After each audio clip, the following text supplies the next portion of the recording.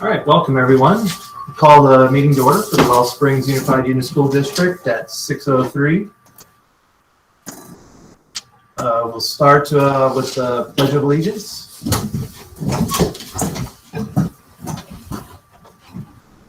Pledge allegiance to the flag of the United States of America and to the republic for which it stands, one nation, under God, indivisible, with liberty and justice for all.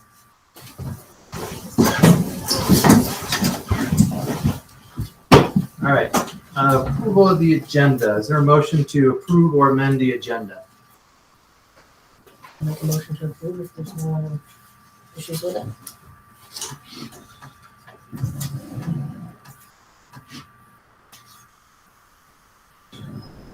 Any additions to the agenda? Sir, yeah, is there space to talk about personnel? Like, so I guess the interventionalist was brought up this last meeting about making that a full-time position. For, I guess, you mean, the for next year's interventionist position? I would say that,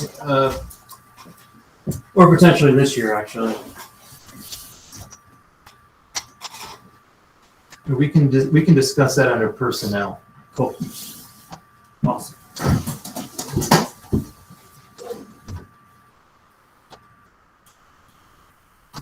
All right.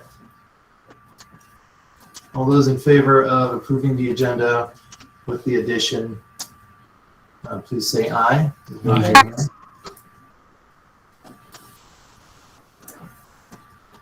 Motion carries unanimous. General public comment. Is anyone here from the public who wishes to speak?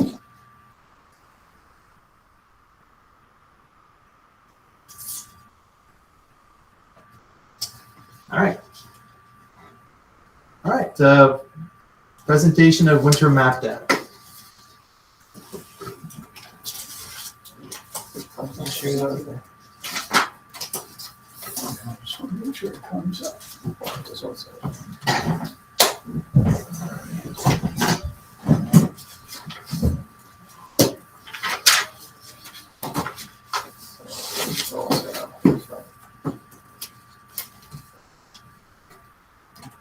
As well, it's getting set up. I'll introduce myself real quick. I hope everybody can hear me. My name is Albert Gregorich. I am the District Data Manager for the GRCSU. And I've got a presentation that we put together a little bit ago. It's pretty much the presentation of the winter term map data. So this was a test that was given back in January. And we're going to be looking at achievement and growth between the fall and winter of the 21-22 school year.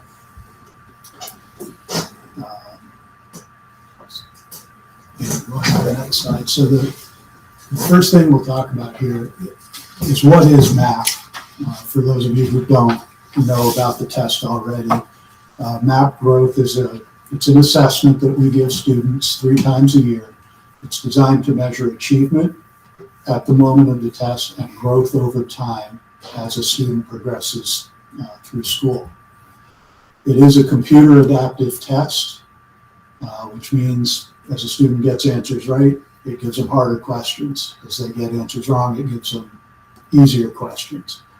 Kind of self-leveling. Self-leveling. It's different from a regular test in that any student taking this test should be expected to get about half of them wrong, as it figures out what level the student performs at. It is nationally normed, so there's a number of students that they've taken data from, they figured out what the national average is, and then we compare any other student who takes that test to the national average. It is also aligned to the Common Core, which is another reason why we picked it, as the state of Vermont has adopted Common Core standards. One thing to remember about the test, at any given point in time, it is only a snapshot of what happened at that point in time. There are a number of things that can affect test results, illness, world events, those sorts of things that we're aware of that happen like COVID. In this particular case, we're looking at a shorter period of time, growth from fall to winter. And this is only one piece of data that we use to make decisions. So it is a single point. We also use things like FSPAC, Review 360, the grades out of jump rope, formative and summative assessments given by teachers in the classroom, that sort of thing. So having said that, what I'm going to be showing you guys is the data that we showed the staff in the schools during the February in-service. There's a couple of different sets of charts. This particular data is split by grade level. This is the achievement data broken out as a percentage of students who fall within each of those bands. So the key is up in the upper right corner. We have 5 groups of students based on performance percentile. And the percentages in the chart itself are the percentage of students who performed in that band. So what we would be looking for is for that yellow bar in the middle to be centered around the 50% line on the x-axis. And then on the y-axis, we have grade levels starting at the top. 0 is kindergarten, all the way down to 6th grade. So what we see here is reading achievement and the percentage of students who performed in each of those bands.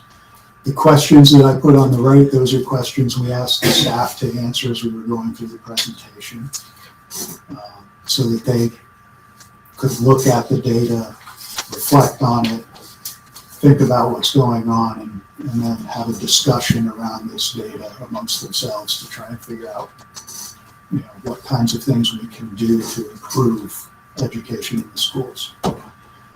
So here's the reading chart. The next chart is reading growth. So what we're looking at here, again, it's expressed as a percentile, and we're looking at the percentage of students who are in each of those percentile bands. But in this case, we're looking at how much growth occurred between the fall and winter testing terms as compared to the average amount of growth in the nation.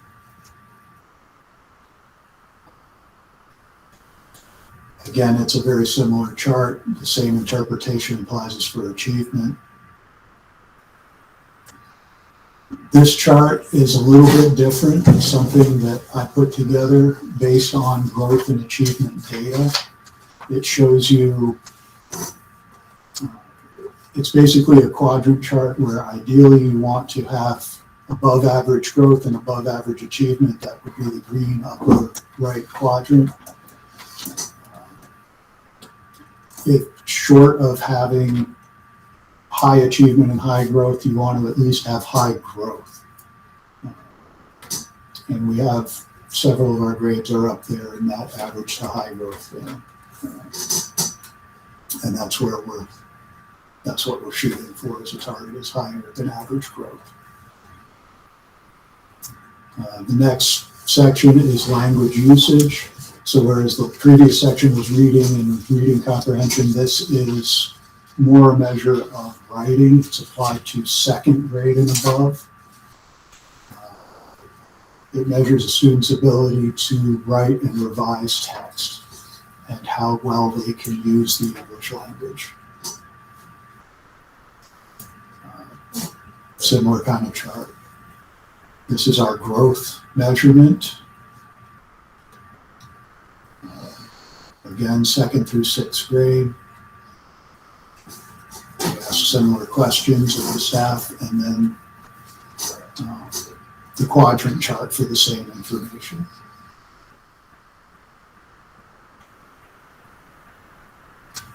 And then we move on to math achievement.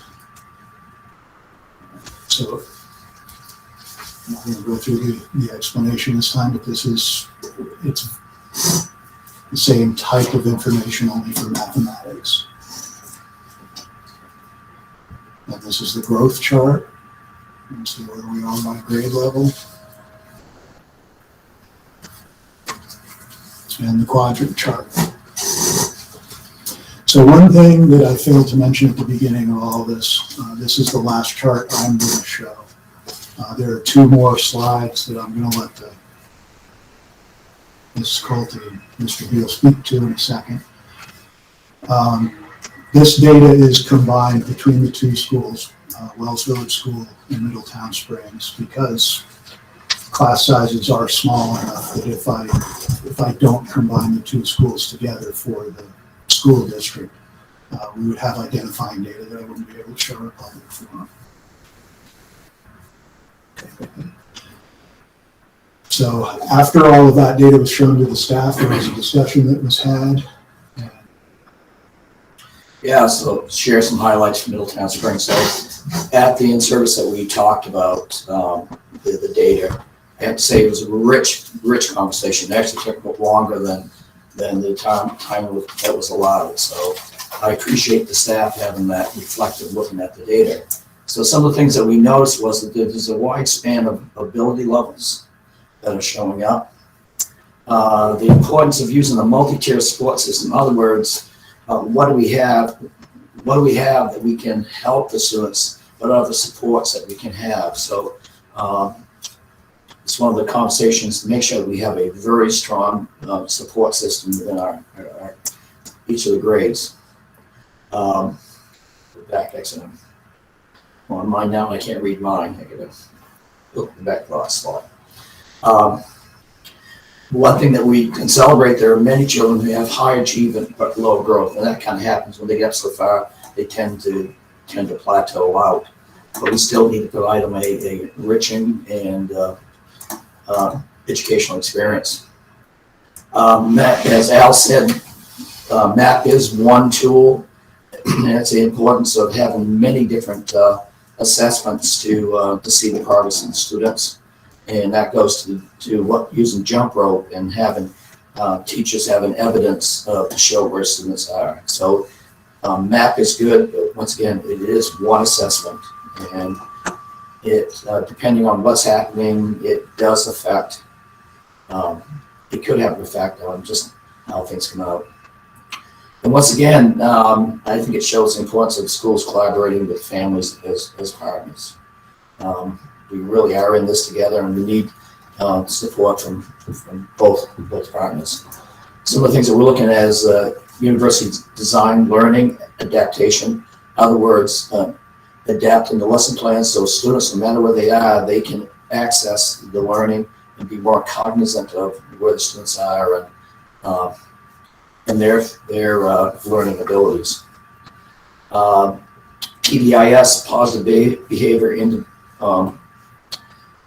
I'm drawing a blank, interventions and support, universal team, make sure that we're providing the incentives, recognizing the good work the students are doing, encourage the student engagement for MAP assessment. And one thing for Middletown Springs, since we do not have any type of extra teaching position, the use of a half-time teaching position next year to do intervention work to help support learning. And I think there's no surprise on this. When students have choice and voice, learning is much more relevant, and it makes stronger student engagement. That's it for Middletown.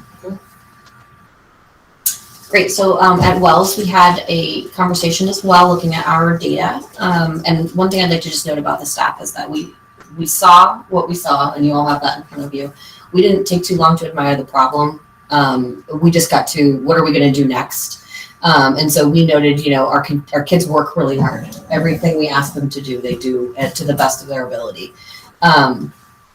We have taken a look at our intervention model this year, and our interventionist, Mrs. Crowning-Shield, pushes into the classroom and works with the teachers to collaborate once a week through shared documents or meeting with them to talk about what's going on in the classroom and how she can better support, their tiered instruction as well as teachers in the tier 1 practice as well. So that's been really positive, and was something that we noted was possible for some of that growth that we had seen. We do know that there's gaps. We have to make those up. collaboration with our MTSS system, we, through the Aware Grant, also put in a request for assistance process, so that kind of expedites some of the EST students that come through. So that kind of helped us decide on some more students who may need some different interventions in the classroom in between cycles. And so some of the things we talked about moving forward for WELS, looking at a master schedule that allows for cross grade level instruction. We had put that in place for this year. And then just, with reservation around COVID practices at the beginning of the year, we didn't get to do that as much, but we had built in for a K2 reading block that was all aligned so that folks could move kids in between. We did the same for the upper elementary, both in math and reading, as best as possible. And right now we're kind of fleshing out what that's going to be potentially handed over for the new administrator for next year, just to kind of keep that continuity so folks can move kids in between as they need, and putting in a win block time as well. We do need to refine the MTSS model. I know at the SU level we're looking to do that, so WELS will mirror what the new MTSS model looks like at the SU level. And then just getting that request for assistance out to the students, because right now it just stays with the teachers. And we need to build that out to the parents and to the students so that they recognize if there's a strength or a challenge they have, that they have the opportunity. Voice and choice kind of dovetails into that. Pre-teaching and reteaching skills through universal design for learning. I know teachers pre-teach and reteach skills all the time, but really looking at it from that UDL lens is what we have talked about wanting to focus on. And then something that the staff has dabbled with this year through work with Lindsay Ryder, our literacy coach at the SU level, is the PDSA cycle, so plan, do, study, and act, taking current data and their practices. And so really just more of that on their own, within their own practices, so not like a formal cycle with me or with a coach, but even in their own practice for students. So we had a really great conversation and a lot of, like I said, immediate, what are we going to do to benefit the students even more? So that's what I have. All right, thank you. Any questions? These side things right here, the teachers came up with these? We responded to those questions. Those were questions I placed in the presentation and my teachers respond to.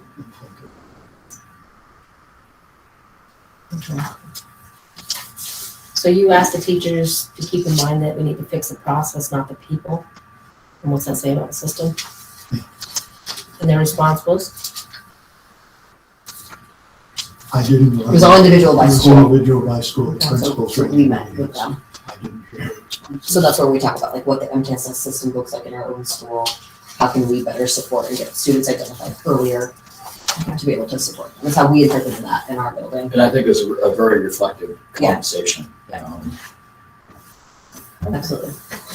Because usually when you can sit and look at data, you can surmise and come up with your own ideas, but those questions really kind of guided us through. Every time we looked at the slide, we were foundationally back to those questions to move us through that. I've heard UDL mentioned a lot, and I know it's relatively new, but how does this adaptation gonna, I guess, are we gonna hear more about UDL and how it's gonna work? Universal design for learning, so I would expect some more. Yeah, that's going to be a key component of our SU-wide goals. And so basically the crux of it really is about differentiation and just more targeted instruction, identifying students' areas of strengths, areas of weakness, and really make sure that the lessons and the curriculum that are being put in front of these kids really is designed to meet those students' needs.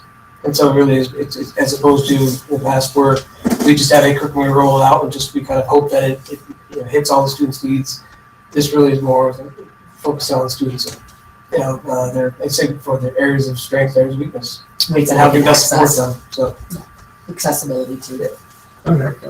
And just real quick, I think with MAP, obviously this is just from fall to winter. I think typically when you see fall to winter, you don't see the gains. I've done this for many, many years.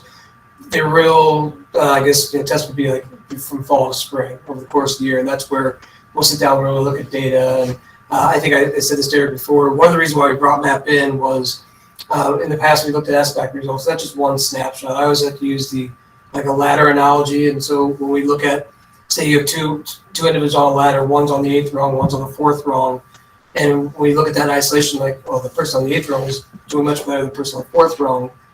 MAP really looks at where they began. So we might find that the individual on the 8th rung started off with the 7th rung, so there's minimal growth over the course of the year, while the individual who's on the 4th rung started off on the ground floor, wasn't even on the ladder, and had substantial growth over the course of the year. And so while from an SBAC perspective, they still might be below proficiency, but yet from a grade level perspective, they really they moved a lot. So students would say reading at a second grade level in the 4th grade classroom, but at the end of the year, they're at grade level or above grade level. They've done a great job, and MAP helps measure that a little bit better than SBAC does in isolation. And we also look at, as we do, we're doing district-wide continuous improvement plans, also school-based.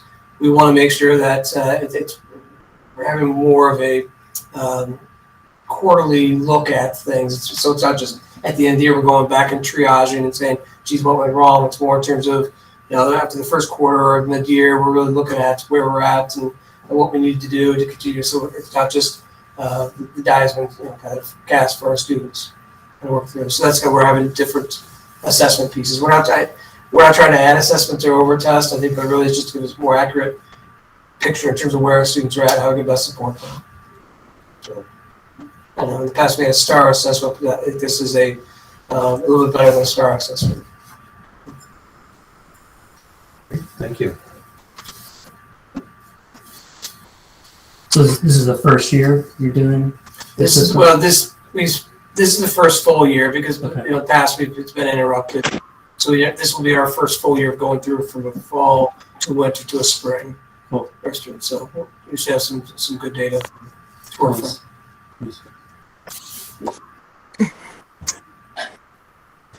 Amanda, do you have a question? Sorry. Yes. So Wells is combined in 5-6. Is Middletown combined in 3-4? I'm drawing a blank on what grades they're sharing. Can you remind me? Middletown Springs is 4th and 5th, and then a combined 2nd and 3rd. Okay, thank you. What? They take their grade appropriate tests. Correct. So Did you hear that, Amanda? So they take the appropriate test. Yeah.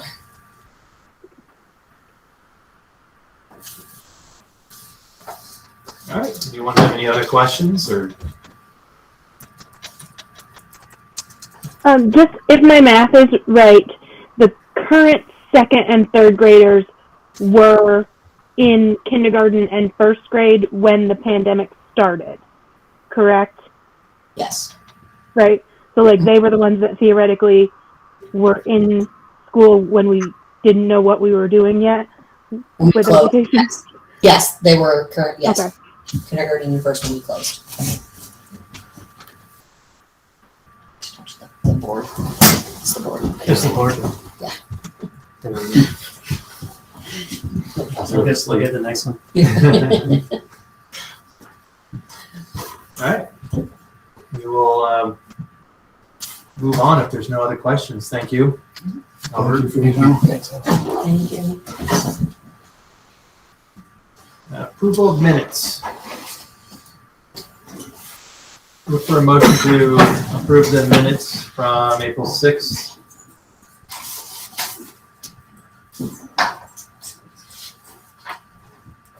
So moved. Motion made by Cara. Any changes? I see one change right at the top. It says reorganization board meeting.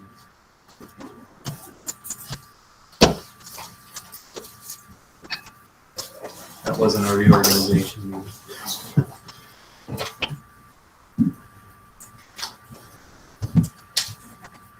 Any other changes to the minutes?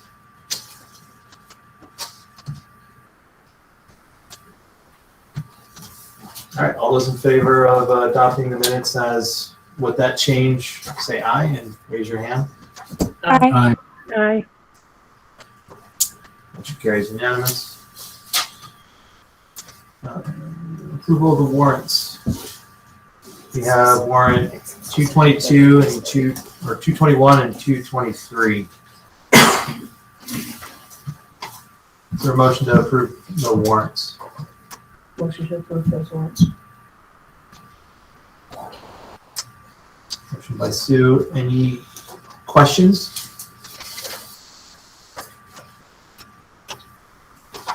All right. All those in favor? Aye. I'm sorry, I did have just a brief question. Okay. I imagine the trips to places are those, how do I say this? Part of sixth grade trips, or I'm pretty sure I'm on the right warrant. Let's see. The one to like Wolf Lodge. Yes, that's the 5th and 6th grade trip. Okay, so is that like a pass through, or is that in addition to what they're already? I mean, there's some fundraising, I would imagine, and No, this was our 5th and 6th grade trip was funded from money from From Esser money. ESSER money. Thank you. okay. Well, I know they also donated money back when COVID started, and they didn't have their trips. So Correct. Yes. Yeah. So that fund is still intact. We actually only had to use $1,000 from that current fund because of the ESSER funding that was awarded to us or given to Okay. us. So and the other trip, I forget what Middletown, I guess, had a trip too. I forgot where it was, but okay, that's it. Thanks. Okay. All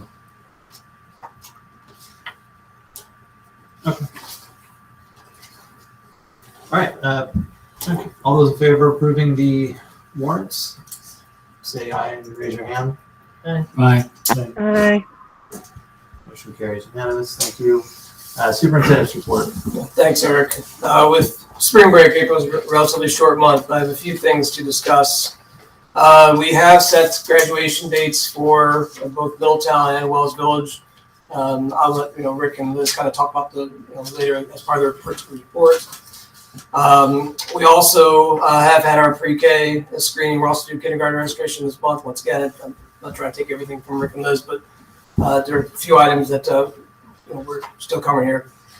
The big thing really is about our SBAC. SBAC was released, went public yesterday afternoon. So we had an opportunity to look at the snapshot last week. It was released to us. We had to go through, look at some data. Like I said, it went public yesterday afternoon. Our goal would be to have an SBAC report in the June board meeting. So myself, Al, and Lisa Madison will be here to discuss kind of SBAC, and that really will kind of give an obviously through the COVID years. We don't have the results obviously for this year, but we'll look back through 2021. So there will be some information. We'll have the presentation put in the packet prior, as well as there's some other information that the AOE has released along with the snapshot that for consideration, just around how they look at data and how they form the snapshot this year. So that will be given out. So we need a little more time to turn around. Obviously, so this meeting, so June we thought would be the best meeting for us. We don't push back to July. So we also at the JRCSU board meeting last week, I did mention that we are in the final week of the legislative session. We're still waiting a couple key pieces that will have an impact on our districts. Primarily, we look at the PCB testing that's going around. I know that we do have the dates for both Middletown and Wells. The date for Middletown Springs, the testing window will be October 1st of 2023. So it will not be next year, it will be the following year. So it's October 1st, 2023 through October 31st, 2023. And then for Wells Village, excuse me, it will be the following summer. So it's July 1st of 2024 and July 31st of 2024. Which is a good thing for Wells and Middletown, because as you know that the state is still trying to figure out how to help us fund some of these things. The testing is being paid for by the state, but the big concern is if their PCBs are found in schools, the cost of mitigation or remediation and what they'll do to both local budgets, and so there are some concerns. So with Middletown and Wells being pushed back to not next school year, but the following school year, 23-24, it will give us some time, obviously, for the state to make some adjustments, make some regulations. Along those same lines, there also is the discussion around school lunches, where keeping universal school lunches is part of, I guess, the Vermont school landscape. The legislators have discussed about keeping it going for next year, not hitting local budgets, but after that would be a discussion about how schools or districts would continue to locally fund universal school meals. But so that's something which we are looking at. The concern that we have also is they are discussing the ed surplus and dipping into this. And I know that initially that was talked about, going back to taxpayers, helping offset some costs, but now they're looking at, particularly around these two programs, this be a potential funding source to help offset costs for local districts. So there are a couple other items in here just for consideration. We're taking a look at, obviously, the religious schools, tuition. We're looking at just what sort of safeguards can be put into place. So that is something for us to keep an eye on and work through. I have been talking with our attorney, Chris Leopold, who works very closely with Bill Ellis around this. And I think if once we have some more information or for this board to take a look at, then we will bring it forward. But as of right now, we're really just kind of see what these safeguards are that the state may come up with, or what the language is around that. And so really that's about it. As I said, we're kind of winding down the school year, just getting, it's hard to believe that we're already in May. I'd say graduations and college ceremonies right around the corner. So just we're just wrapping things up, kind of get ready for next year already. So any questions? I just had a question, for the religious tuition. Yes. But they're waiting for some lawsuit in Maine to. That is part of the I think there's a discussion at the legislative. I don't think really much will come out of legislation, just more continued discussion. But there is a pending case that they're kind of waiting to see how that plays out as well. So, Meredith? Yeah, I was just wondering, it's kind of the first time I've seen this and it wasn't really clear. This crime insurance for covering collectors or treasurers or both. It's on your third to last page at the bottom. I guess it's page 5.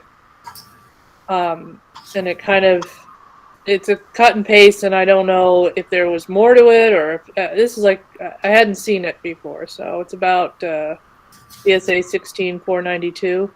right. So this came straight from the VSBA blog that's we go through. So I can get more information for that, Meredith, and bring it to the next meeting if you'd like. Okay. All right, because it says something about the school district. If you don't provide the proper insurance, Right. the office will be vacant. Yep. It's not very clear. Right. So I will. I'll do a little research and add that for the next board meeting. Okay. Thank you. Yep. Any other questions for the superintendent? All right. Thank you. Principals reports. I'll let Liz go first. Thanks, Mr. Beal. So, You're a gentleman. good evening, everybody. You should have my report in your packet.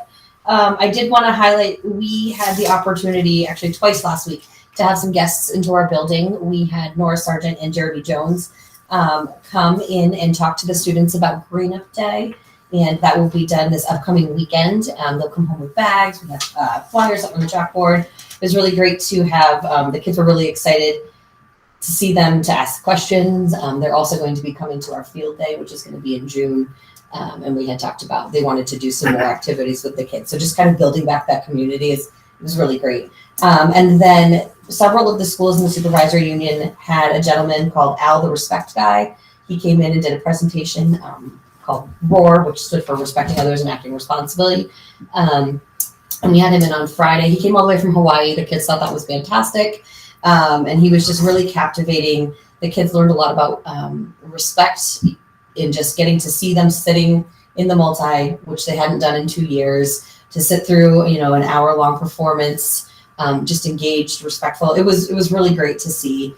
And so I'm just really thankful that we had to we're able to get him in while he was here. And I'm hopeful that if he comes across in the future years that he gets to come back, or a variation.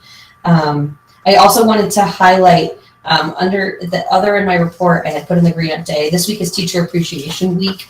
And I know that there was a committee that the board had spoken about a donation. So I'll leave that to the board to kind of share if you had planned to do so, what that looked like for teachers. But I did just want to share back with the teachers, both again, I wanted to share our faculty's appreciation for your recognition and your support. And just, they wanted us to share that for you. So, and we feel the same, so. Exactly. So thank you. And what I did not include on here, May 22nd is a Sunday. We're looking to do an outside school beautification project through some of the funds that we had through the AWARE grant. I was able to put through a purchase order to get some gardening supplies. And we would like to do a signup.org for community members to be able to come in. I met with Scott. We're looking to hopefully be able to stain the fence with volunteers, to paint the shed with volunteers, to redo the garden beds, to plant some lilac bushes. And I'm hopeful that if the gift sets come in, I'd like to be able to offer the first 25 families to sign up would get a gardening gift and some seeds, if that all comes in timely. So if things won't be in, we'll postpone that to get it in to do that project when all the materials are there. And we will, Rick, maybe you might speak about this as well, but we, through the AWARE grant, are also going to be offering a cooking opportunity for our families separately in each building. Again, we're just waiting for materials to come in to be able to publicize that for folks. We've had really great turnout with our summer programming. Enrollment forms have been coming back in, so we're fortunate to be able to host Wells Springs families at Wells Village School this summer for a 6-week program. So just lots of really exciting upper things coming up. Our graduation has been set for Wednesday, June 15th at 6 o'clock. We are looking to go back to an outside ceremony if the weather permits, and if not, we'll seek the MWA to see if we can use the Tim building like last year. So we've got 6th grade is headed to Granville tomorrow, Poultney in the next few weeks to kind of just build that transition. So lots of those really exciting things I was looking forward to 3 years ago that I get to see before I move on. So just appreciative of that, and I'm happy to answer any questions you may have. Any questions, please? Yeah, actually, yeah. Do you have a copy of the summer flyer programs that you got? I can, Send them to me. yes, I can. That would be perfect. Yeah, absolutely.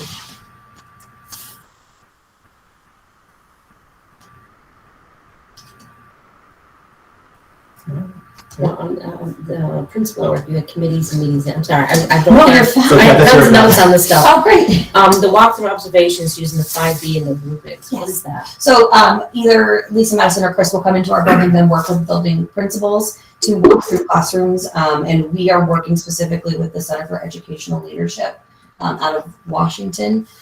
University of Washington, thank you, to grow our practice as instructional leaders. So we use the 5D plus rubric, which I'm happy to provide you a copy of, for us to look for specific things to provide feedback for teachers to improve their practice and our communication and our feedback. So that's just something that they've been working with us on all year. Okay. So. And who is the curriculum review committee? That is something that I volunteered myself to sit on. It's an SU level team that has teacher representation on that. Lisa coaches are on that. It was taking I've only been on it a handful of times, so I'm going to try my best for you. It was looking at the priority standards and the secondary standards by grade level and creating a consistent document for K to 12 so that there was minimal gap. And so that will come back out to teachers, I think on May 18th. We're going to go through that as a PLC, different curricular, different tests. They did ELA and math and science and social studies. So it's more of an alignment process for the supervisory union. Meredith, go. Meredith? Sorry, I don't have copies of the reports. Were they emailed out? Yes. It should have been a separate email. I think additional materials went out. I'm missing. I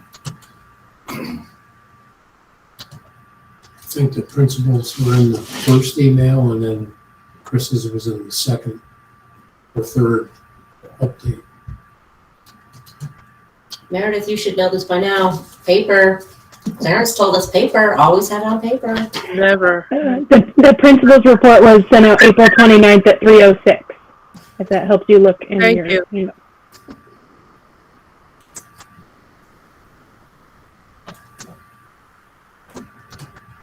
I just forwarded it to you as well, Meredith.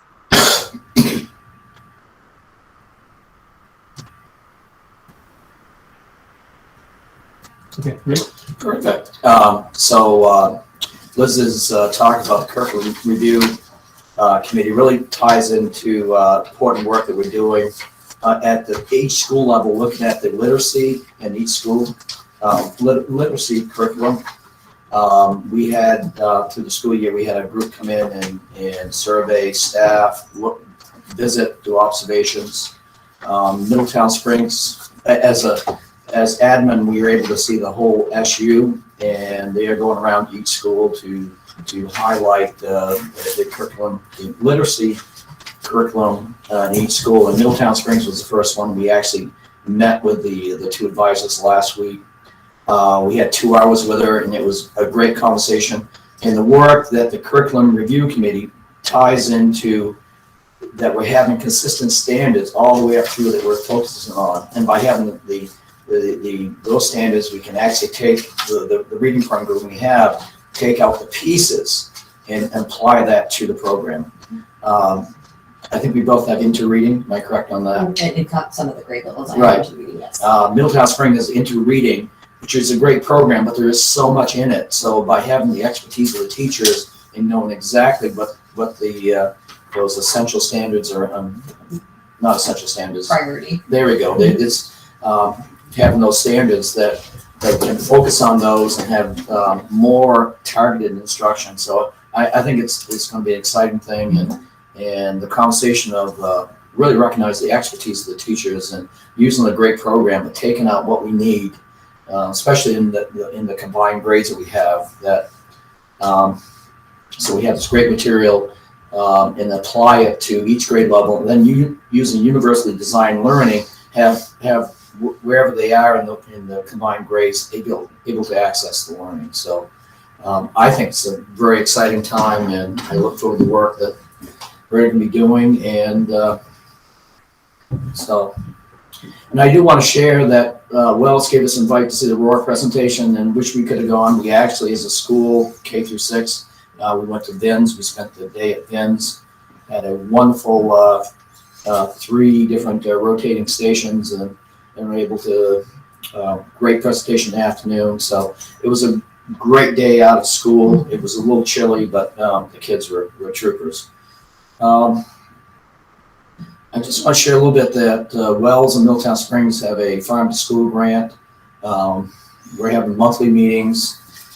We had a subcommittee talking about procurement, local procurement of foods. And what really excites us about is having this conversation about really involving the local community in food service and providing foods. And it's changing that mindset about where food comes from. And I think as we go into where we are now, if we can locally source food and have kids thinking about it, and it's part of our school culture, I think it's a very exciting thing. At our lake day, we're going to have some type of tasting party that the grant is going to pay for kids to kind of begin to taste local produce and that are produced around here. And we're looking at for next year to begin the process of how we can work in more local foods and make connections. And so I think it's a very timely thing. The rest of the stuff's in my packet. I do want to share that 5th and 6th graders have been working up to learning. They reviewed the most recent climate data as students, and we're beginning the process of what's the data saying about the school, and then making recommendations to back to staff and probably to me. But so I think when you can give student voice in the school, I think it's a powerful tool. So credits for the staff and the students taking this very seriously and wanting to participate in this project. I guess that's it.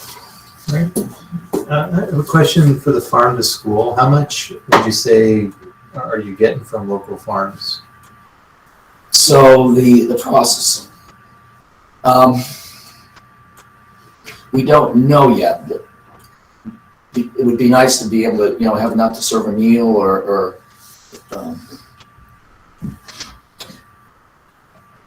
so I don't know yet. We're still working on that. Yeah, like we just received this grant a Yeah. month ago. Oh, We're just beginning. Yeah, we're stages just beginning of the it. process of 2 months ago. Yeah, starting to line up local farmers, and then local could be, 20 or 30 miles either way. Yeah. But, to find out people who are willing and want to work with the schools, and there's a lot to the process, the whole procurement and yeah, so. that was my next question. Like, how easy or difficult will it be to do something like this? I mean, it sounds good, but It'll just be multi-step. I don't think it'll be difficult. I think it's Okay. just gonna need, it's very thorough. Yeah, I don't think it's that difficult. We're very fortunate to have one of our parents who's a principal in Shrewsbury who really has gone through this and really has gave the blueprints, and so I think we're well ahead of the game. And the way the grant is set up for this round is they really are providing those extra services on like how to the extra resources on procurement and how to include more ag in the classroom and how to sustainability. So I think it's a much stronger program than we anticipated 7 or 8 years ago. What kind of produce or product are you looking for? We will take anything. The only thing we can't take, in my understanding, is unpasteurized cheese. That is a no-no. But like USDA beef, greens, I think we're pretty much open. So talk to me. Well, yeah. Maybe. Yeah, okay. So this is the new health curriculum thing that you're looking at. Is that what you mean by in this staff implementing the new health curriculum? Or So- is that something different? So no, that's something different. So the health curriculum is the Great body shop. Great Body Shop. So it's a health curriculum, and Vermont has a very thorough health standards. And so last year, both schools purchased the Great Body Shop to begin to make sure that we're including health into the curriculum. So each month has a theme, and it kind of works up through each grade that connects to the theme. So it's a great program. We have signed up for staff key professional development. They'll be happening sometime before the end of the year to help just implement and questions. It's Yeah. I think a really important thing. So And one other one, you have the 4th and 6th grades presentation for the Vermont Prevention of Child Abuse and Sexual Harassment. How long has that been going on? just started today. It started today. Yeah. Okay. Has it been being done previous years? No, it's just it is a whole curriculum that we're looking at for next year, but this is just to begin to work on healthy relationships, and that's the main focus at this time of year. So Right. I get it. April's child. Child abuse prevention. Who puts that on? Who does that? Or is that something that's given to you guys to do it yourselves? So it's done through the Vermont, not the Vermont Prevent Child Abuse. Yeah, I think I got that correct. Yeah. And that person's, okay. It's a representative. Yes. Okay. Yes. All right. What's FFE stand for? Oh, that's the last thing. So Friends for Education, FFE, I can't thank them enough for what they've done for Middletown Spring Schools. So we have one of the main organizers here, but are organizing a 5K run. It's going to be connecting with the Historical Society's Strawberry Festival, and wonderful T-shirts and information's going out. So we're looking for sponsors. So this will be a great step in like an ongoing fundraiser. So, and just some of the great things that the FFE, Friends for Education, helps support, like our enrichments and in the past artists and residencies that we've had. Okay. Thank you. Any other questions? The principals, Amanda? Rick, I told you I would email you some information and I forgot, but I do have it for you tonight. It's in regards to the summer program and reaching out to UVM if you still had that need.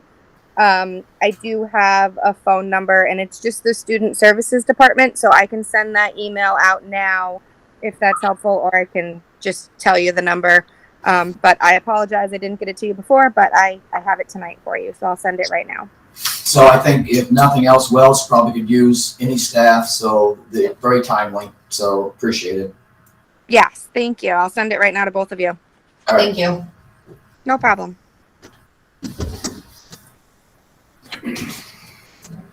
All right, thank you both. In regards to teacher appreciation, just want to thank George, Cara, and Amanda for working on that. I don't know if one of you want to talk about what was accomplished, or wait till after it's accomplished. I don't mind sharing unless Cara or George are opposed. No, go for it. Yeah, so what we decided to do, per the teacher's request, we made a $500 donation to the AmeriCares to benefit the children of Ukraine. And there's been a card put together providing information about that agency, I guess. We also have purchased a small gift, which will be arriving hopefully soon. We're waiting on shipping. And hopefully the teachers will receive gift and card together as our appreciation, in as well as, I guess, the donation to the children of Ukraine. So we wanted the teachers to know that we heard them and we heard their request, but we also wanted everybody to have a little something as well. So that's what we came up with. I just want to add that the timing was great, because at that window of time, if you donated, it was matched dollar for dollar. Wow. So we actually got 1,000, thanks to someone else. Well, I will thank them for you because I know that was very important to them. So thank you guys. I think it was a great gesture on the Yeah, absolutely. part of the teachers. For sure. We're very appreciative of that. Great. And I will just say, if you have a preference to have your actual signature on the card versus me typing your name in a script-like font, just sign your name on a white piece of paper, take a picture, and send it to me on the Gerksu email, and I'll make it look fancy on the card when we send it with the gift. Cara, who do you still need? I think everybody in that room but Matt. Can I sign it in person?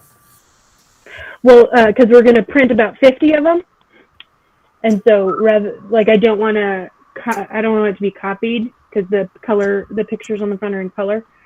Okay.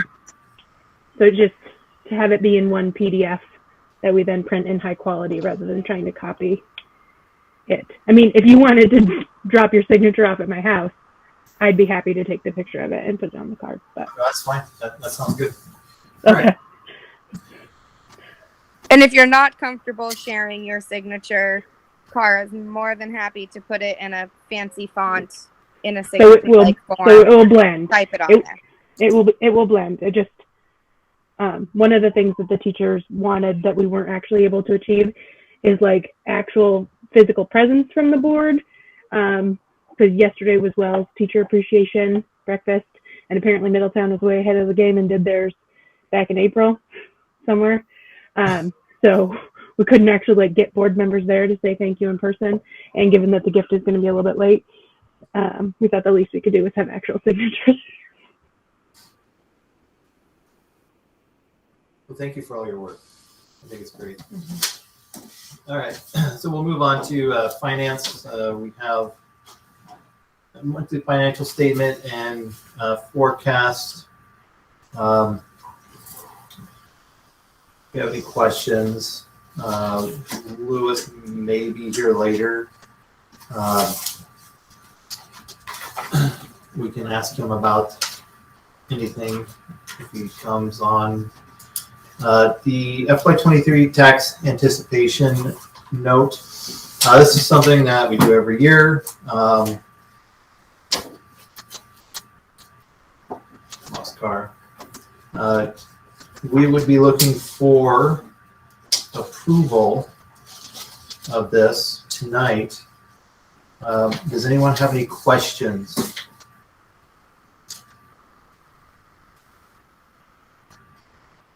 I mean, this is the thing we do every year in anticipation of tax revenues so that we can pay our bills in the meantime. Right? Exactly.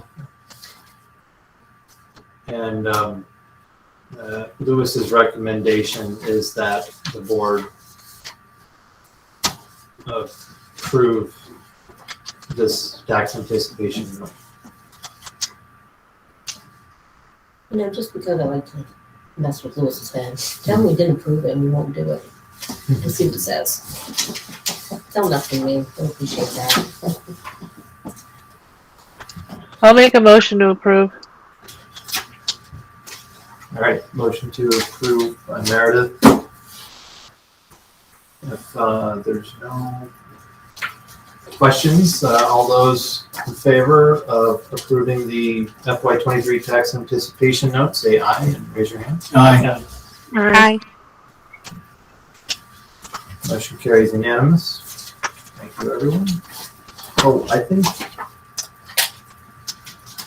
is that, Chris? So that's in your folder to sign tonight. Okay, So if you want, I can take that back, or if you can drop it off tomorrow and drop it the other forms. okay. So Oh, I was looking through it and it has a spot for the clerk. Is the clerk, I believe the clerk signs that too, correct? correct. That's me. Oh, wait, is it me, the clerk, or the clerk of, or like the Tammy clerk? No, Tammy's the treasurer. This has nothing to do with the town. This is It would be the, it would right. be the, But really, we could just go with just the board signature too. If we did get cars, it'd be okay.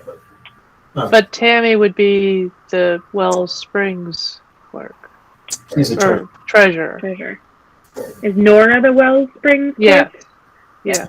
so Yeah, this is the board clerk, so. Yep. Okay. All right, move on to personnel contract recommendations.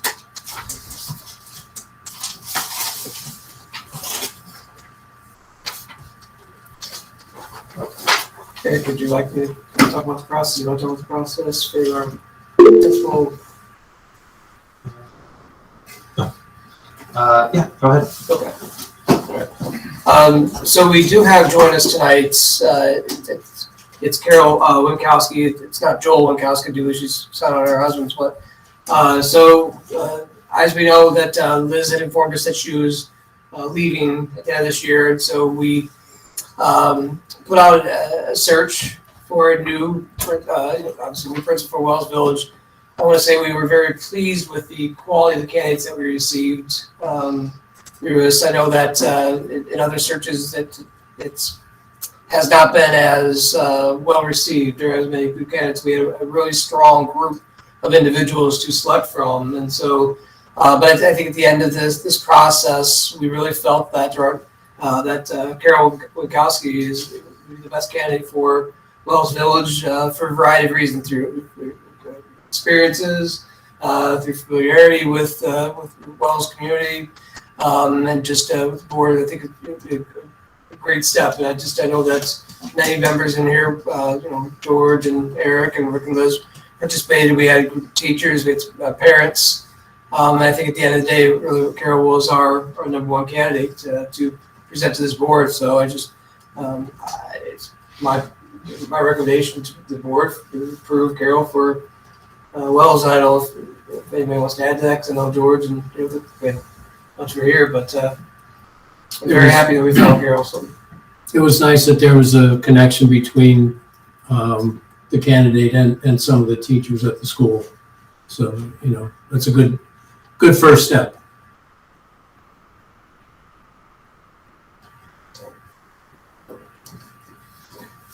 So I'll make a motion and we accept this candidate. Yeah, we can do a motion for the professional staff. Or, yeah. We can do it separately. Or we can just post all of them off and do it at once. I mean, if anybody has any questions about it. Yeah, either way. Whoever wants to make the motion, go ahead. I would make the motion that we accept the superintendent's recommendation to accept Carol as, or is it Carol? The Joel name is very confusing to me, sorry. Accept her as a candidate, or to accept her as the new principal in Wells. There you go. I think we know what you mean. Yep. Okay, that sounds good. All right. So Cara made a motion to accept recommendation for Carol Mikowski for Wellsville School Principal. So if there's no other questions, all those in favor of accepting this recommendation, say aye. Aye. Aye. Motion carries unanimous. All righty. Welcome Thank you, back, everyone. Carol. Congratulations, Carol. Nice to see you. You can unmute if you want and say something. I'm really excited about the opportunity, and I as I said in my interview, Wells has a really special place in my heart, so I'm really excited to be coming back. Emily, was nice to hear that you're coming back too. I'm kind of excited to meet her kids, Sue. They'll be in school next year. She's got a 3-year, going to be a 4 and 3-year-old. That's so nice. Well, thank you again. I am really excited, and I do apologize for my husband's name being on here, but we're living on the campus at Oswego, and I'm not allowed access to the internet without him, so that's why it has his name. All right. Thank you. Yes.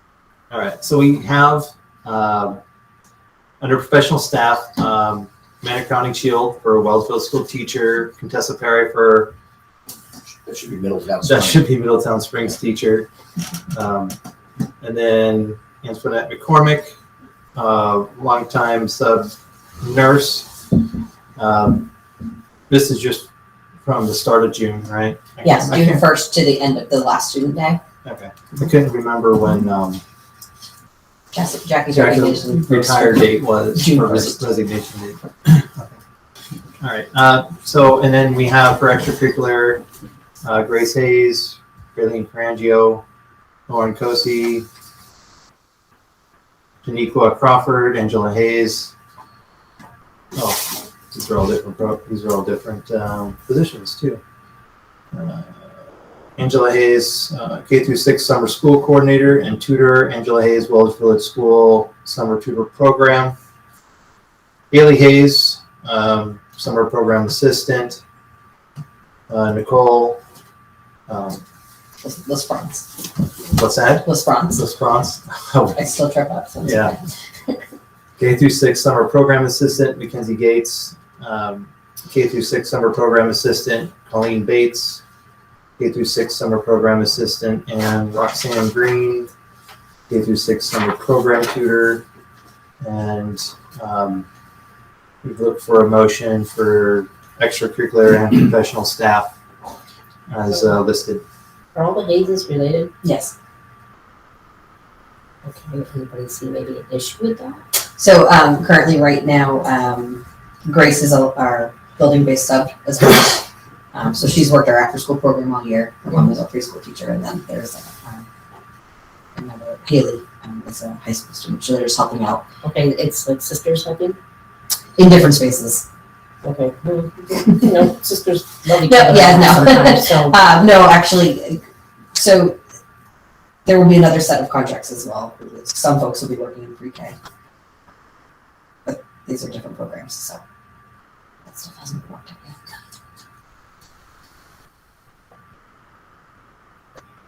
Okay. there's money for all that?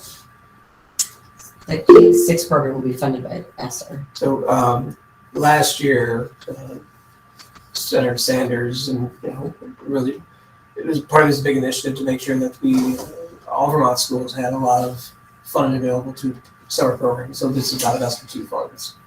Okay, well, not much got used last year, I would assume. Correct. I think we across the SU, I think it was in total, we didn't use as much as we thought we had earmarked, just because we just didn't have the level of interest.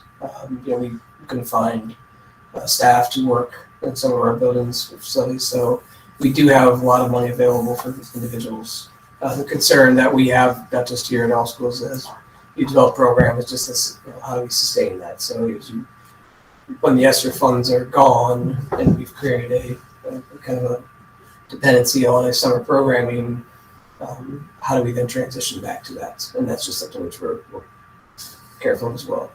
So we do kind of we make sure that we have programs open. But there is a lot of money available that goes unused as well. So Okay. Amanda? I'm just wondering about the pay rate. I noticed some people's pay decreased while others increased quite substantially. And I'm just wondering if there's a reason for a decrease in any of these people's pay when they stuck it out for us last year when we had a lot going on as well. And do we know that answer? Those are set rates from the SU. I'd have to look. I'm trying to pull it up to look. yeah, are you talking the extracurricular, Amanda? Yeah, I'm talking extracurricular. Like some people went up by $5 an hour or $10 an hour, and some people went down by $2 or $3. And it was confusing to me that some would go up that much while others that are very consistent in our schools are decreasing. From last year? Yes. Like there's one that. When we looked at the rate from last year, this year, the rates were either equivalent or the same. Now, what we may have, as you look at, they may be in different programs or different positions, and so therefore a position might be lesser money than they were taking last year. So there might be a shift in what their role is, and so as they change that position, then there might be a shift in dollars. But as we looked at funding, we did not cut funding or reduce pay for anyone. So, okay, yeah, I'm just seeing one person that last year was an after school program assistant at $15 an hour, and now she's a summer program assistant at $13, but we have another summer program assistant at $20. So I just wasn't sure why she went down if somebody else in the same position would make it also might depend upon age as well and years experience. I see two discrepancies. Yeah. So we'll take a look at that, Yeah. Amanda. Okay. Thank you for bringing that up. I'll work with Liz. Okay. On that. Thank you for bringing that up. Yeah, I just want to make sure that they're not taking a cut. So thank you. No, I appreciate that. Thank you. Just it's the top two under the extracurricular that I see discrepancy with. Which ones would you suggest to hold off on? All of them? The top two are the only two I need to speak with Debbie about. The rest of them are appropriate as I filled out the form. And I think it was just a matter of keys. I don't think it was. Okay. Yeah. Okay. Yeah, that's fine. I mean, Okay. if you need to verify that it's. Yeah, we want to make sure people get paid appropriately. Yeah, absolutely. Yeah. The rest of them, third from and then down. All correct. Okay. Okay. So yeah, we would still. All right. Well, no one's made a motion yet, so we'll still. And I also just wanted to clarify. I know there's a lot of names on here, but these folks are not going to work every single day, all day. It's to really just be able to support the program 5 days a week. So I just wanted to make sure that was because That's a lot of right. people. Yes, it is, and I've had a bunch of kids. well, we do have a large enrollment this year, but not everyone will work every single day. Oh yeah. So just so everyone, because there probably will be a few more people that have come across and have offered to help for a day or a half a day, just to keep that consistency for the program. Well, the summer program last summer was awesome. So I think that depending on how many students you have signed up for it is going to play a huge We were role. close to 20 before I left. Right. In the middle. I just heard a number, but we have two separate programs. So in June, I will set in the pre-K folks will come through there because we'll be paying them through subsidy. They won't be paid for out of the money that Chris has already spoken about. Okay. Just wrap that up before today, so. Okay. Right, so we still need a motion to approve the remaining professional staff and the extracurricular positions, except for, I don't know if I should name them. How about this? So you've done Carol, you need a motion to accept Amanda, Contessa, and Annette. Mhm. Okay, make a motion to accept Amanda, Contessa, and Annette for the professional staff, and from Lauren Cozy down to Roxanne Green for the extracurriculum acceptance listed on the paper. Perfect. Right, did everyone hear that? Yes. Are there two people? I think I'm looking at a different sheet, possibly. Are there two people above Lauren? Because my sheet has one. Yes. There are two, yes. Okay. Okay. So made the motion to approve the professional staff for Man Crowning Shield, Contessa Perry, Antoinette McCormick, and the extracurricular staff listed Lauren Cozy and below. All those in favor of approving those contract recommendations, say aye. Raise your hand. Aye. Motion carries unanimous. All right. Resignations. We only have one resignation. For Chelsea Hook. Is there a motion to accept? Resignation? I'll make that motion. Didn't we just approve to hire her replacement? Or no? Correct. So yeah, we should accept her resignation. Was that the Contessa Perry for Town Springs? Could it be, at least be listed and corrected on the paper because it's under for Wells? Yeah, we Make sure that's already just mentioned that. I know, I just want to make sure when that got done. All right, Corey made the motion to accept resignation. All those in favor? Say aye. Aye. Any noes? Amanda?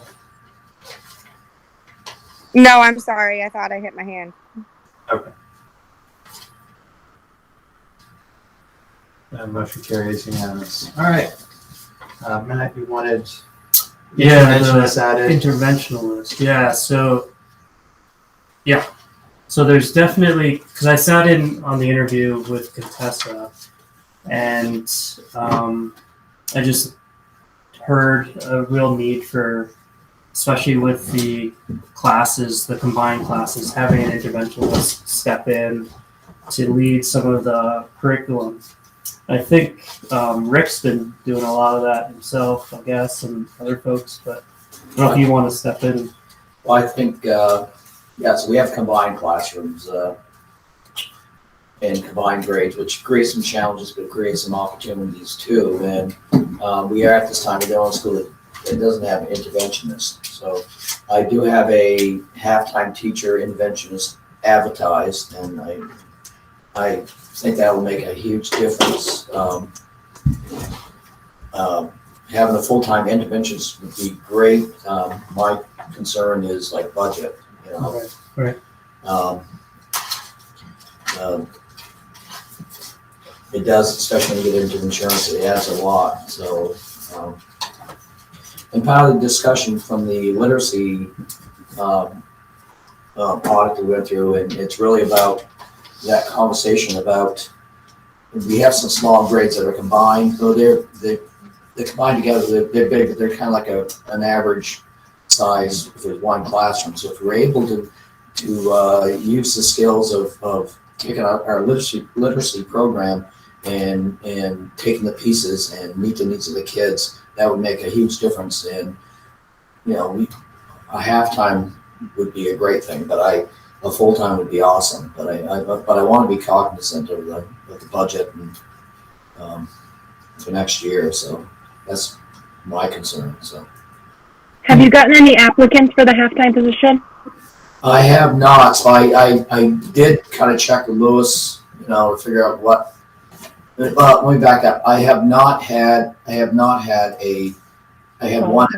and that person was woefully, and I'm saying this, I'm sure it was a wonderful person, but did not have anywhere near the skills that I wanted to come in and be an interventionist. So part of the conversation with Lewis is, well,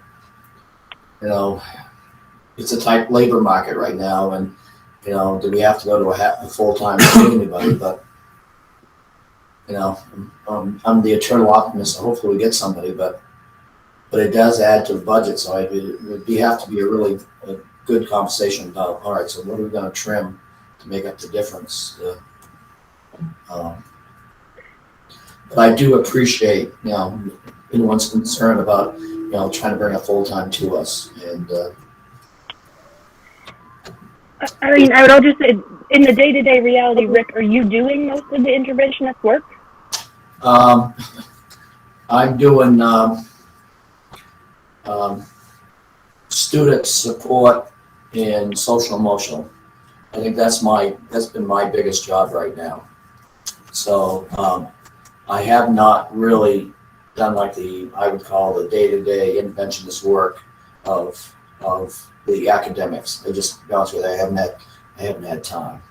So, but I guess my role has been more social emotional. Is that a good way to put it? Yeah, social emotional learning. That's been my. So the Surgeon General just released a report that children's mental health is in crisis right now. So don't diminish the social emotional work and learning that you are doing. Yeah. First of all, that was just released. If you haven't seen it, look at it. But also, what other duties are you not? Are you stretched thin on? Because are we? I guess I'm trying to get are we being pound smart and penny foolish by not really investigating that? So, I mean, that's a great question. I appreciate you asking. I think for the last 2 years, and I think Liz could agree with me that there's been a lot more social emotional need. I think it's been I like to think of myself as a educational academic leader. It's been a little more difficult this year to be in that role. Unfortunately, I haven't been able to go to the trainings that the principals have. The plan is I've already got signed up for next year with Carol. Carol, you and I are going to get back together again for some more training. So we're doing the walkthroughs and educational leadership. So I'm really excited about that. So, but I think a lot of principals have been really pulled off that educational leadership, and I look forward to next year that I can get back into that. So are you thinking another additional full-time interventionist, or just another half-time? Well, I think Matt, I don't want to speak for Matt, but I think Matt was thinking of making that position a full-time, and am I correct on that? Or yeah, that's a proposal. I mean, it sounds like it would be a great benefit to the school, and it sounds like also it's very hard to find somebody who will do it at halftime so far. Yeah, at this point in time, it is, I would say it's, I've had the ad up for 2 months now, so. If that came to be, would you still need a halftime teacher for anything? The interventionist, or, I mean.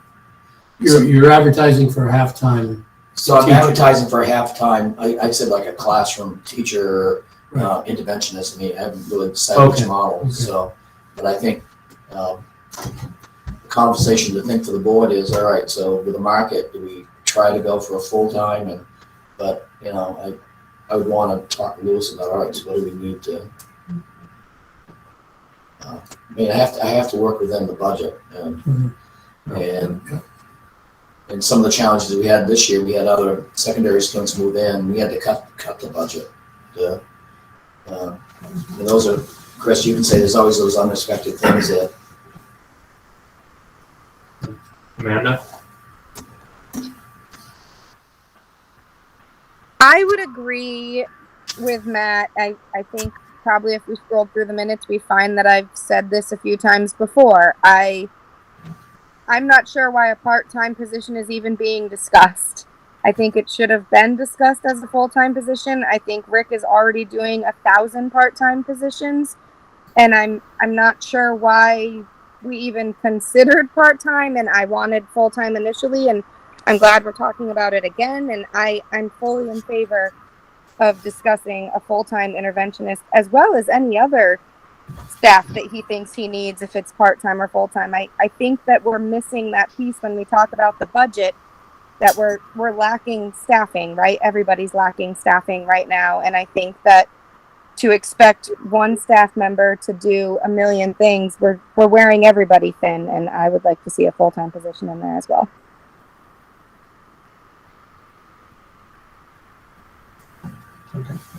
Are you looking for this for the combined classroom that you have? So in the past 3 years ago, so we had a halftime teacher, and the model was that halftime teacher was doing direct instruction in the combined grades. So say that person that he or she's strength was math, that person was doing math in the second and third grade, and while the other teacher was doing ELA, and then up in the combined grades, the same thing. So, so that was the model we were using 3 years ago. We did take that position out of the budget to, try to be cognizant of budget costs. I mean, that was the reason why. So the issue is more with combined classes that you need that extra help with? Well, I think having an extra, I'll admit we're bare bones right now. But I think all schools are. I think it'd be nice to have something, especially over this past 3 years, some type of interventionist or to help Those gaps. fill the gaps. Yeah. Fill the gaps. So.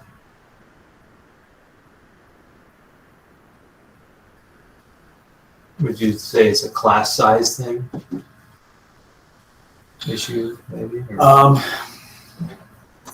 I think there's a lot of things. The work that we do in the UDL and the work on the literacy, and going back to the conversation of instead of trying to teach a separate second and third grade ELA, to try to combine that into using the strength from each of those grade levels and to hit those essential standards for each of those grade levels in teaching. Now, math is a totally different beast, because it is much more grade specific. Yeah. That's a very difficult thing to do. You'll find an extra teacher easier to find. Sounds like you need to stop combining classes and get the teachers in there and start separating kids in there. Well, I think when we have some small grades, so I think I still think combining grades is not a bad thing. But I building the strength, the capacity, and I feel very confident in the teachers. But I think some, especially in these times when we're trying to catch up, I think it's really important to. And I guess the only other thing I would add is in response to the recovery plan too, and the expectation from the interventionist staff to be in charge of all the data and all of that too. That's a lot. We haven't seen those changes yet, specifically what they're going to look like, but that's our interventionist is in charge of a lot of that as well as meeting the needs of all of those children. So I really do appreciate this conversation on the board, but I want to be I'm trying to do justice to the students and also to the community. I would say, just thinking back to the data we saw earlier, if we just, yes, the MAPS data was just one snapshot, but there are grades that have large portions of them below average academically, those, the second and third grade, they were impacted most academically. We've got to boomerang them up somehow, and if we, for next year, have an interventionist, maybe that will help. I just feel like this is not the time to have budget be the priority, and I know that as a school board member, I feel like that's sacrilege to say, but we've got more pressing concerns for our kids.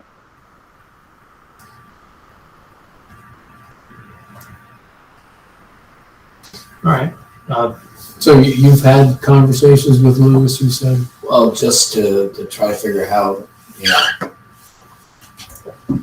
it'd be possible, you know, I can have a further, I didn't go that far into it, but, you know, really start to look at, you know, the Middletown Spring line. All right, so where do we make up the difference? And So maybe, yeah, do that and then you talk about this next month again. okay, Yeah, I mean, that's what I was gonna say. If you feel that it's a strong need, I remember when we talked about it during budget season, but that you extremely were looking for a halftime interventionist, but I can see that hiring people who, you know, for a halftime position might be more challenging than a full-time. So that sounds like a plan. I mean, so I'll get back to you for next week. And I think Lewis appreciates that too.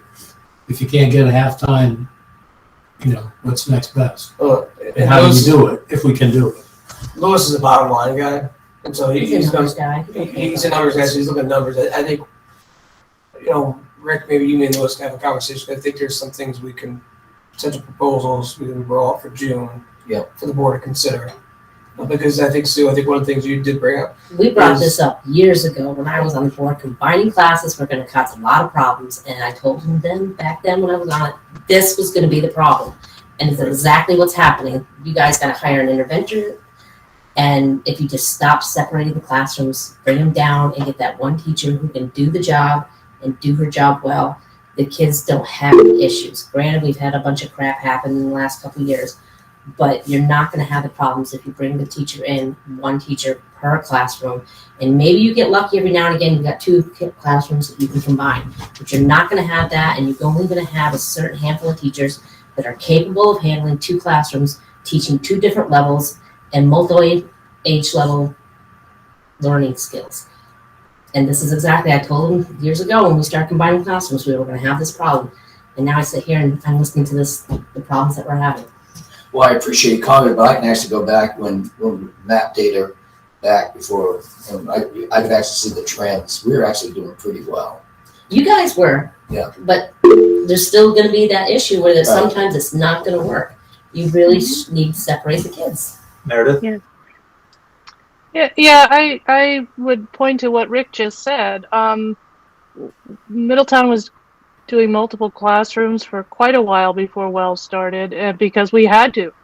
Our teacher-student ratio forced us into that position, and it actually gave a lot of opportunity. It's a little challenging for the teacher, but it's a lot of opportunities for the students involved, and I think it actually creates some great bonds in the school with a multi-age classroom.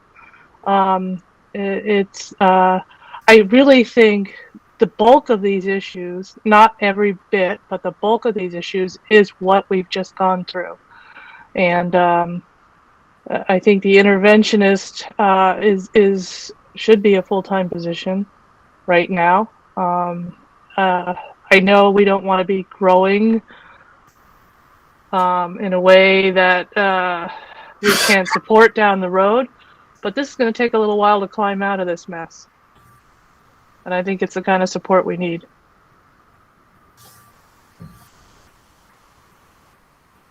All right, we'll get back to Chris and I and we'll have All right. Great, thank you. And can I just ask the board, because there is a sense of immediacy with this too, because you're in a hiring window, and I think June 1st is not that far off, but I think if there's a solution that we come to, I know that we will probably have to have a carousel meeting with the next week or so around negotiations. Would the board be opposed to it if we could have a proposal within a week, next week or so, to have adding this to an additional item for this board to discuss, so that if we do have a proposal that the board does find palatable, that we move to a 1.0 FTE that Rick could then post and then begin at least get a week or two head start on this. Yeah, I mean, if there's something that Yeah. we can take action on. Yeah, more than happy to. I mean, like I said, I have some ideas where it would not impact this year's budget. But it'd be for future, but I think we're talking This year and next year's budget. about next year, that's what I think, so, just a discussion, so.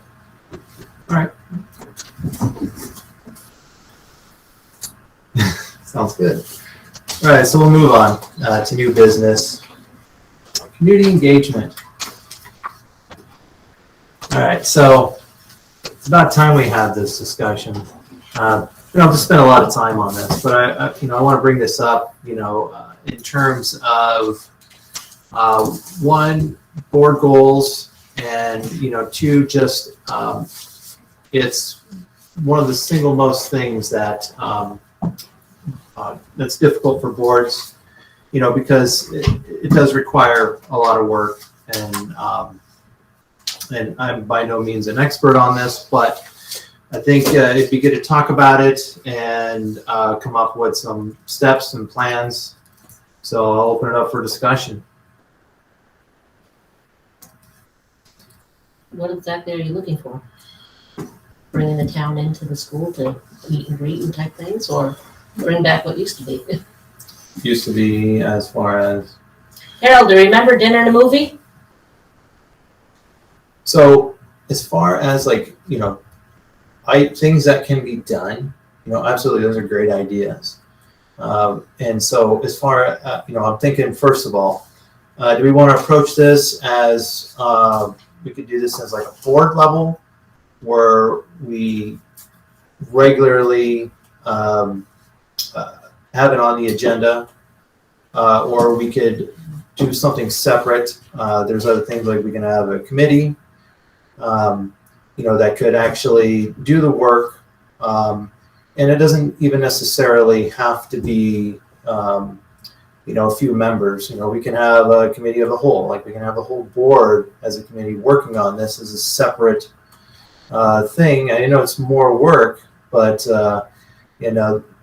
that's kind of what I'm asking. How do people feel about approaching this, going forward? And yeah, Amanda? I like the committee idea. I've actually kind of been thinking about this too, and we do have some new board members, and we as a board, before our new members, worked really hard on creating our goals, and I think it's important to incorporate our new board member goals as well. They may completely agree with the goals we've already set, or they may have a different idea, but I don't think our monthly meetings or waiting really give us enough time, and I think a committee is a good idea for those of us that want to put more effort in and have more time. Absolutely. And if we do it as a whole, that's even better. But I mean, I haven't had a chance to talk with our new board members yet. So I don't know if Matt has a great idea that we haven't heard yet, or Sue has a great idea. And I think we need more togetherness as a board, and I would be in favor of a committee to discuss these kinds of things. Okay. Are we having a retreat sometime next month or July? July. I mean, is this something that we could kind of workshop during that time, or do we want to establish a committee before then? Well, yeah, that's a good question. I mean, my thought is to kind of start this process, and then as we move through,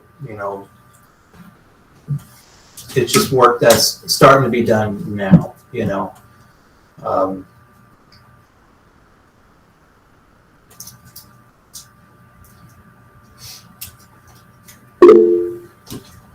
Amanda? Sorry, I feel like I'm just repeating myself.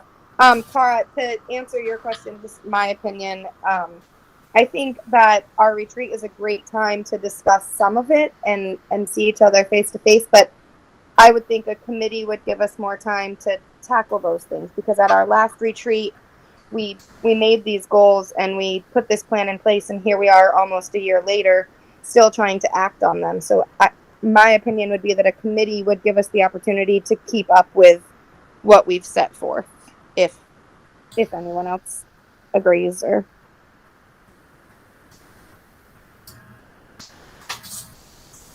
I'm fine with the committee approach. Anyone else have any comments, suggestions?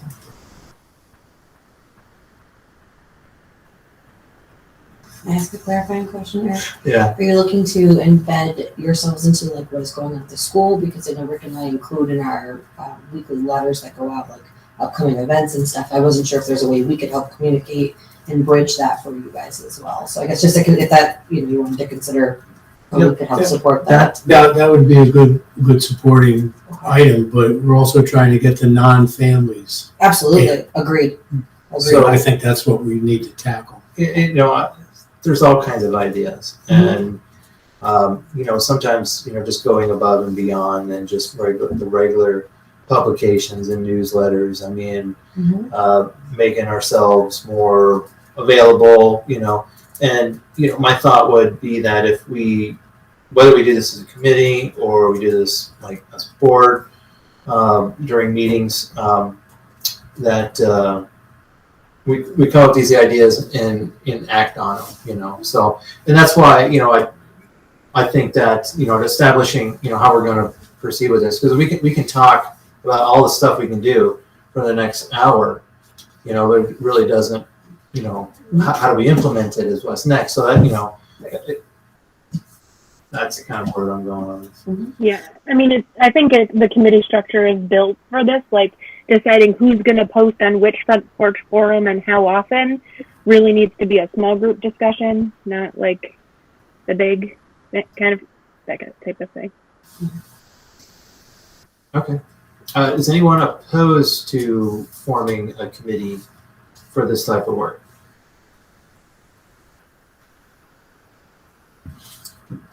Okay. Who would like to be on a committee for this type of work? All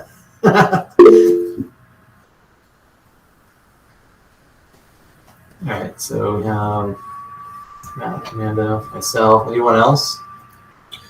George, I had my hand. George? good job. We have George, Sue, Amanda. How does that work even though it may be a committee, but we're all board members? It's going to have to be warned. It's a little more work for. So basically, this committee, we're establishing the members on this committee. Okay. So essentially, when we have this committee, we're strictly talking about community engagement. So we're not talking about. We shouldn't have to warn it for that if it sticks to just whatever the committee It is a committee formed by the board, so it still applies to open meeting law, and so it'll be warned. We'll have an agenda and all that stuff because part of it too is to get the community to join this, and I have thoughts on like how to even structure the agenda. Something different than what we're currently doing. So. We'll be fine in that aspect because we can actually form, like I mentioned earlier, we can form a committee of whole. So we can have the whole board on this committee. But what's important is that where we designate to be on this committee will be on that committee. So we'll still need a majority for a quorum and all that stuff. So yeah. So did I miss anything? I mean, the good thing is like our teacher appreciation committee, we had 3 meetings within a month. So, if you're available, you can move a little faster. And that's not a knock on anybody. Everybody's got busy lives here. Yeah. But, the only other thing is that this would probably be. Well, I guess that's open for discussion. My first thought would be this would be virtual, but could be virtual. Yeah. I know it might be important to keep a hybrid. I don't know. I feel like that is a decision that would be the members of the committee to make. Good point. Okay. I mean, as long as somebody keeps a record and it's warned appropriately, I think that meets the straight face test of open meeting.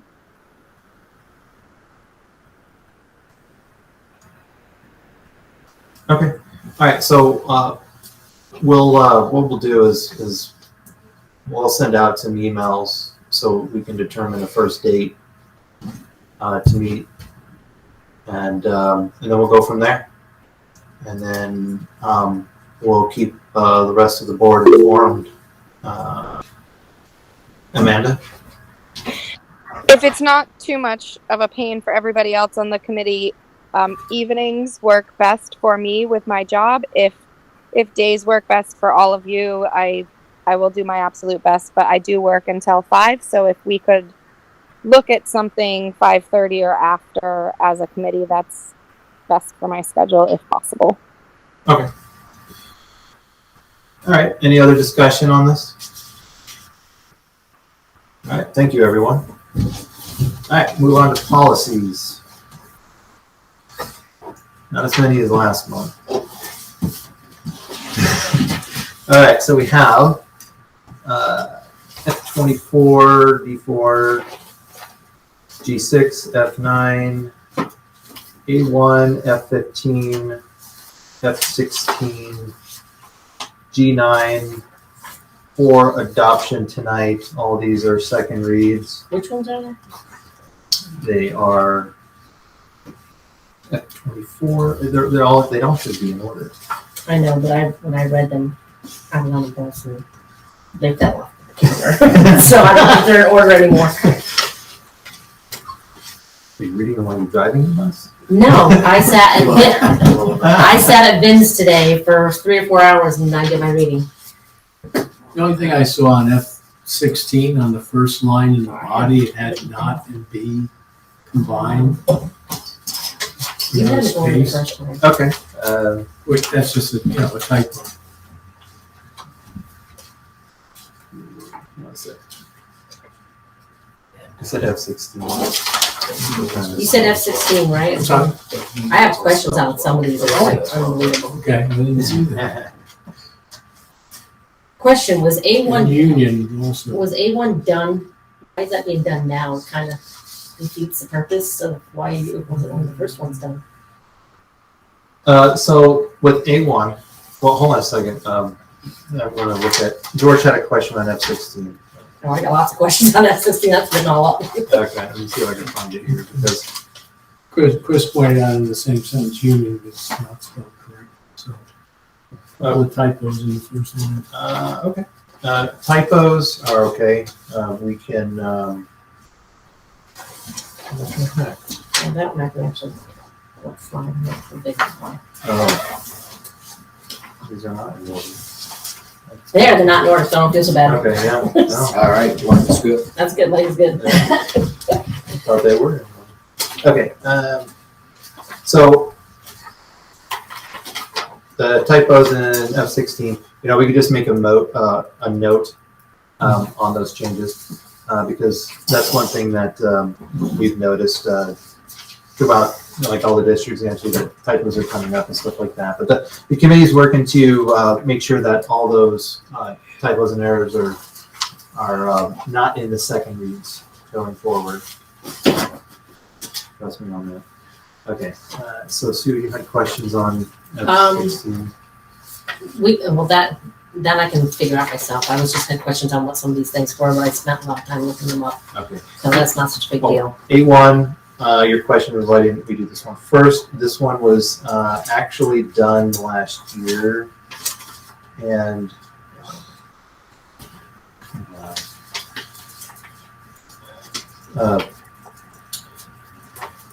this one was done last year, but then there was a revision, so it just got put back in the policy committee rotation.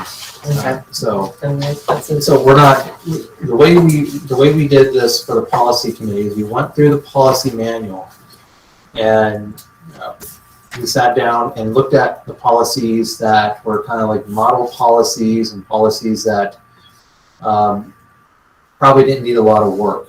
And so we kind of just gave them like a number designation, like 1, 2, and 3. So that's why a lot of these are out of order. So as we're about halfway through the model, the policy manual, I'd say, we're starting to get into some of the policies that are more discussion, and some policies that, believe it or not, are revised, because of statute. We have like a lot of brand new policies, because the legislature, just likes to do that stuff. So that's where we're at on the policy. Okay, so on G9, my question was, did this one get rewritten just recently as some part, or because it was just curious when I read this you said you did not allow board members to get laptops and stuff like that. So my question was, for the first meeting, why I couldn't get anything. Is this why? So did we write this before I could get one so I could be part? I mean, I read that, I was like, that's kind of stupid. Gonna let that just go. Okay, where does it say that? Yeah, policies. You're gonna allow the staff members and board districts to provide students and staff access to mobile technology, meaning I could have got a laptop, so I could have attended the meeting in some way. I don't think IT applies to laptops. I don't know, or Chromebooks. And I think it says students and staff. It doesn't say board members, does it? Yeah, I wouldn't consider a board staff or student, so I don't think that's in there. Well, FYI, if you're letting kids take home technology and laptops or Chromebooks or whatever to their house, I've seen them being tossed across buses and stuff like that. I'm pretty sure I'll be pretty clean and good with it if I got one, if I needed to go on and use one. Just for FYI, I don't think board members are going to go trash them like I see the kids do. Oh, yeah. But that's all right. I'm good with that. Whatever. Okay. My biggest complaint was on G6.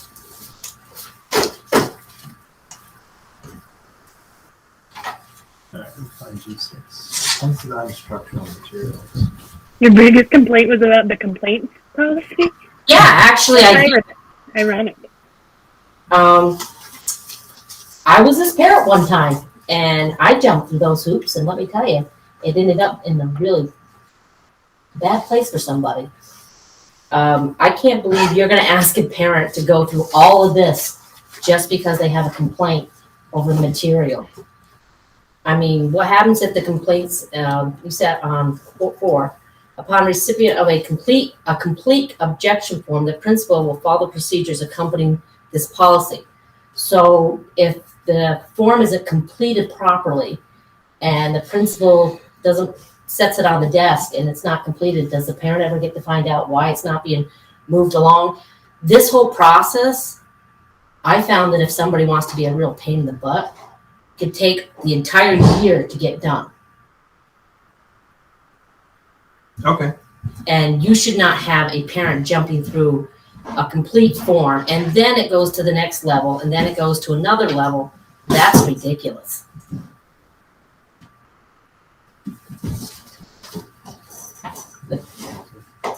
You've got the superintendent, and who's that person? The superintendent or designee will develop procedures to implement the policy. Okay, so the designee, who would that be? All complaints will be reported to the principal, whether received by phone or letter. That's fine. I get to understand that one. The principal will contact the complainant to discuss and complain and attempt to resolve the information by explaining the philosophically. Okay, and I get that one. And then upon receipt, it's not completed at the complete objection form. The principal gets procedure and the company policies, and I get that. But what happens if it's not completed? Does it sit on the desk? Does the parent get to know why it's not moving? And if the complaint's not resolved informally, the complainant will be supplied with a packet of material. Are you kidding? You're going to have them fill out a form, it doesn't get completed properly. Then if it does get completed properly, then the principal hands them a packet to fill out. What's in the packet?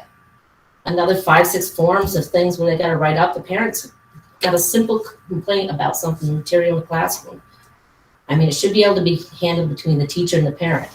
And if it goes on, then it goes to the principal. And then it should be usually finished at that point.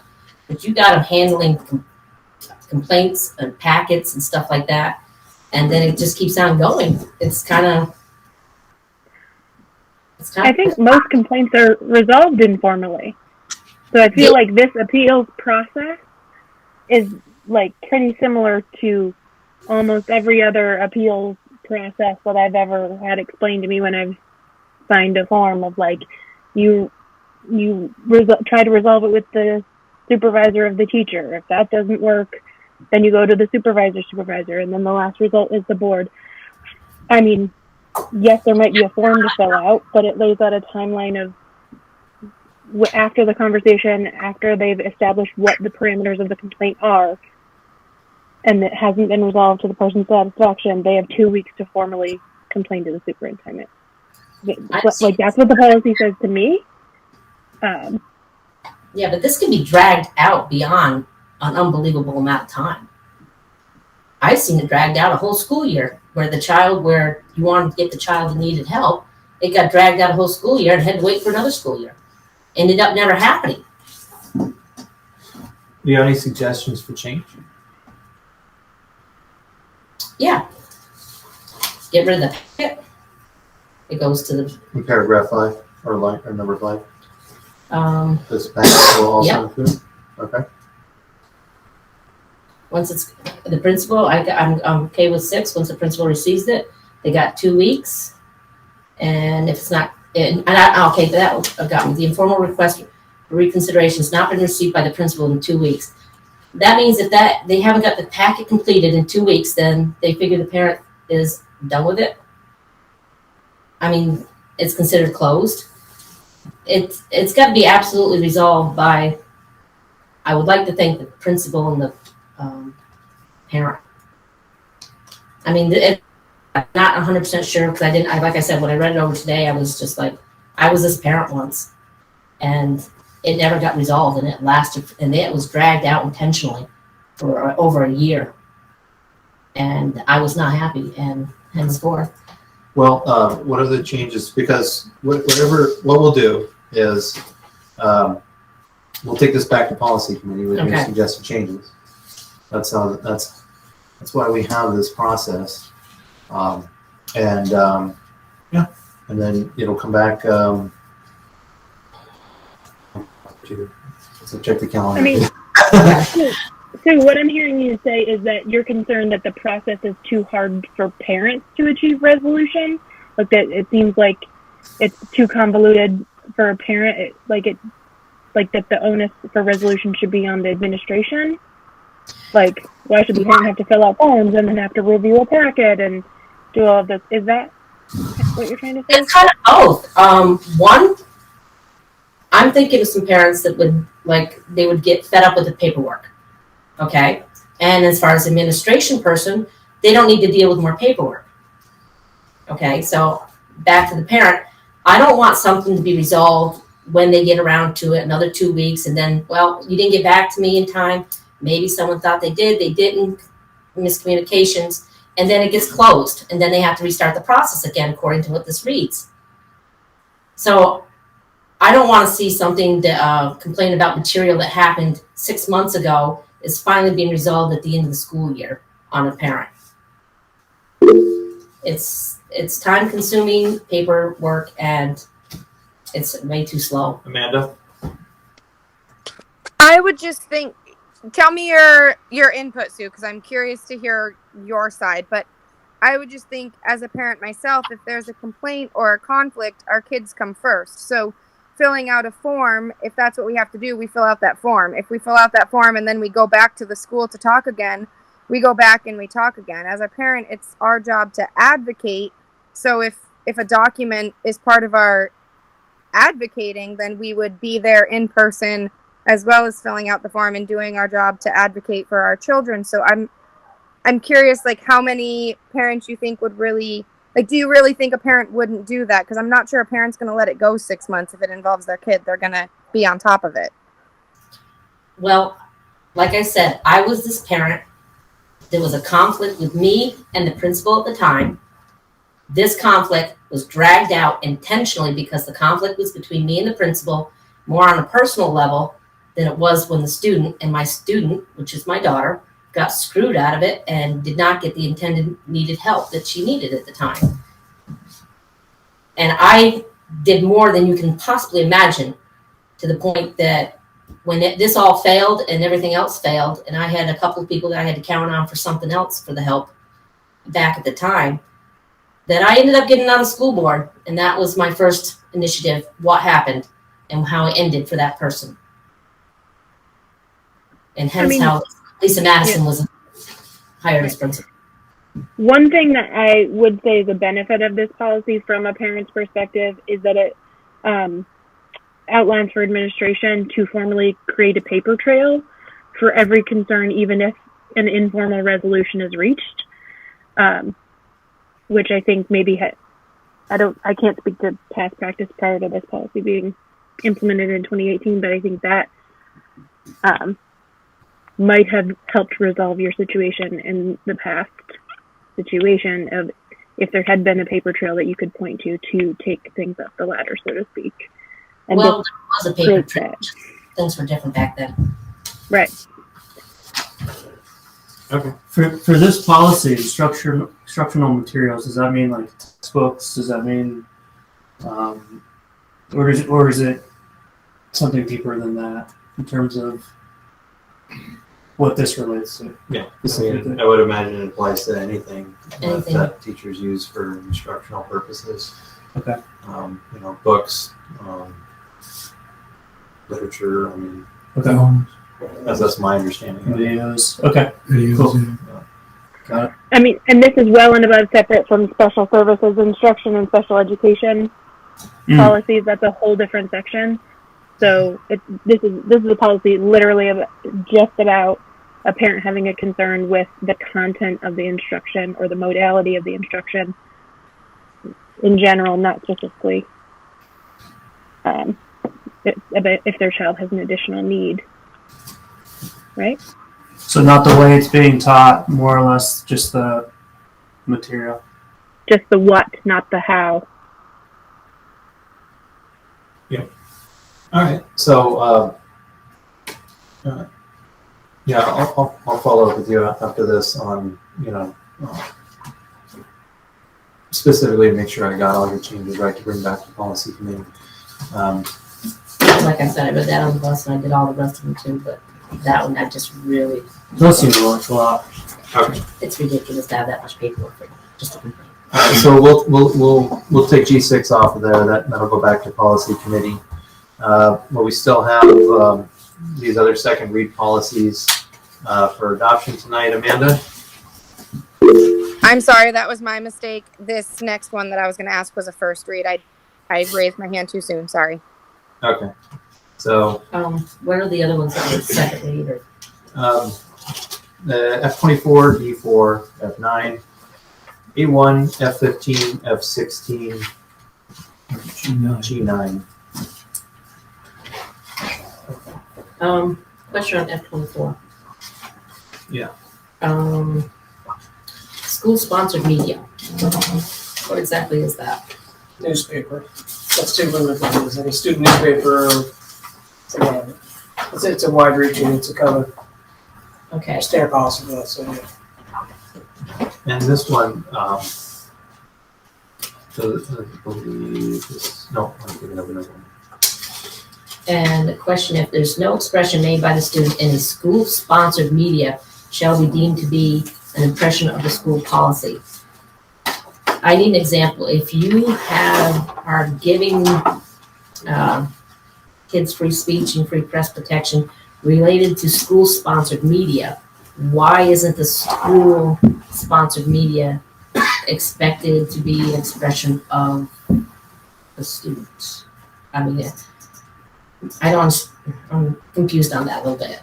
If we have something that's being put out by the school, why can't it be the expression of the school? I guess maybe I'm not reading it right. I think it relates to policy there, school policy. So perhaps if you have freedom of, expression by the student, it may not align with the school policy.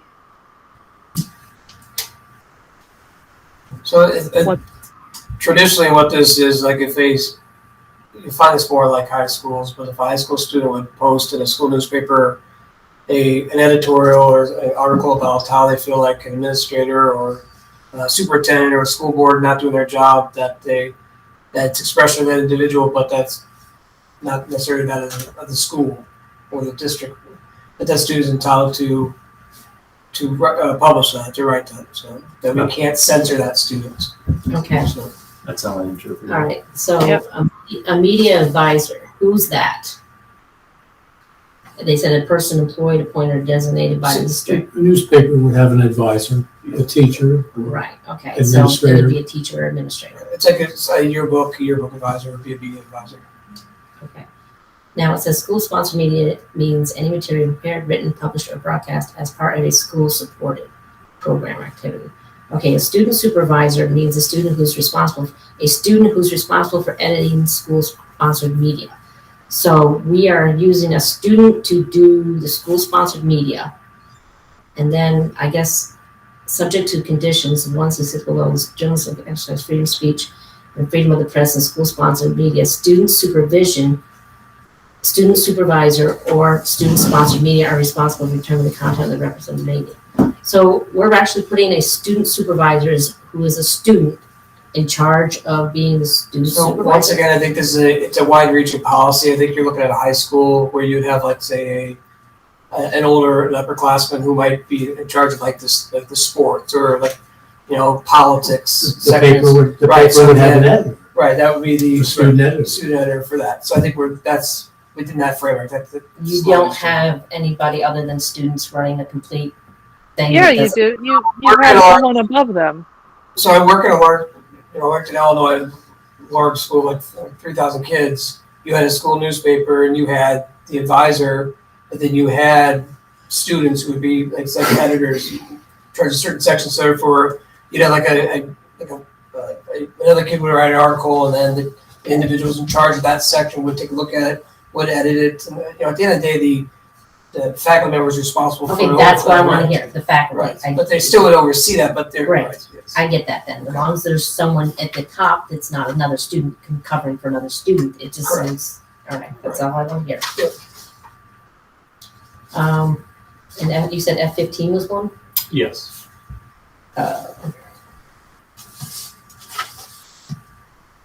Who is the truant officer?